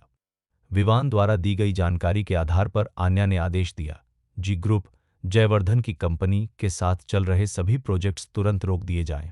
इसके अलावा अन्विता के परिवार के बिजनेस को कुचलने में कोई कसर न छोड़ी जाए। आन्या ने फोन काट दिया। उसका चेहरा पत्थर की तरह सख्त था। वह सचमुच बहुत गुस्से में थी। विवान वह आदमी था जिसे वह चाहती थी, और अब जब उसके आदमी की यह हालत कर दी गई थी तो वह चुप कैसे बैठती? उसके इस आदेश से इंदौर के बिजनेस जगत में तुरंत ही भारी हंगामा मच गया। कई छोटी बड़ी कंपनियों तक यह खबर आग की तरह फैल गई। अगले दिन खबर मिलते ही अन्विता का चेहरा गंभीर हो गया। उसने तुरंत एक हाई लेवल मीटिंग बुलाई ताकि यह पता लगाया जा सके कि क्या कंपनी के किसी बड़े अफसर ने हाल ही में समुद्रिका ग्रुप को नाराज किया है। हालांकि सभी अधिकारियों ने कहा कि समुद्रिका के साथ उनका कोई विवाद नहीं है। मीटिंग के दौरान अन्विता ने देखा कि समर का चेहरा थोड़ा उतरा हुआ था और वह डरा हुआ लग रहा था। इसलिए मीटिंग के बाद वह समर को अकेले अपने केबिन में ले गई। समुद्रिका ग्रुप हमारे पीछे क्यों पड़ा है? क्या इसका तुमसे कोई लेना देना है? अन्विता ने बातों को घुमाया फिराया नहीं, वह सीधे मुद्दे पर आ गई। समर के चेहरे का रंग उड़ गया। वह इनकार करने ही वाला था कि अन्विता ने फिर कहा, समुद्रिका ग्रुप का शहर में बहुत रुतबा है। बेहतर होगा कि तुम मुझसे कुछ न छिपाओ, वरना मैं भी तुम्हें नहीं बचा पाऊंगी। यह सुनकर समर का चेहरा पीला पड़ गया और उसने तुरंत कबूल कर लिया कि उसने विवान को पिटवाने के लिए गुंडे भेजे थे। उसने मगरमच्छ के आंसू बहाते हुए कहा, अन्विता, मैं बहुत गुस्से में था। मुझे बर्दाश्त नहीं हो रहा था कि तलाक होने के बावजूद वह तुम्हें परेशान करता रहता है। मुझे गुस्सा आ रहा था कि तुम उसके लिए सूप लेकर गई थीं। मैंने जो कुछ भी किया तुम्हारे लिए किया। लाल आंखों के साथ समर ने नाटक करते हुए आगे कहा, मैं अपनी गलती मानता हूं। अगर समुद्रिका ग्रुप मुझे बर्बाद करना चाहे तो मुझे डर नहीं है। मैं अभी अपनी नौकरी से इस्तीफा दे दूंगा। अन्विता, तुम चिंता मत करो, मैं अपनी वजह से तुम्हारी कंपनी पर आंच नहीं आने दूंगा। मैं खुद जाकर आन्या से मिलूंगा। इतना कहकर समर मुड़ा और दफ्तर से निकलने का नाटक करने लगा। अन्विता ने भौहें चढ़ाकर पूछा, तुम कहाँ जा रहे हो? समर ने गरीब बेचारा सा मुंह बनाकर कहा, मैं समुद्रिका जा रहा हूं। मैं आन्या के पैरों में गिर जाऊंगा, लेकिन जियांग परिवार पर अपना गुस्सा नहीं निकालने दूंगा। तुम्हें कहीं जाने की जरूरत नहीं है। अन्विता का चेहरा गुस्से से लाल हो गया और वह तुरंत दरवाजा रोकने के लिए खड़ी हो गई। उसे लगा कि समर ने यह सब उसके प्यार में किया है। मैं तुम्हें 10 लाख रुपए दूंगी। तुम्हें यह पक्का करना होगा कि कल रात हमला करने वाले गुंडे तुरंत शहर छोड़कर चले जाएं और कभी वापस न आएं। कुछ देर रुकने के बाद अन्विता ने कहा, आगे क्या होगा मैं संभाल लूंगी। तुम्हें अब इसमें पड़ने की जरूरत नहीं है।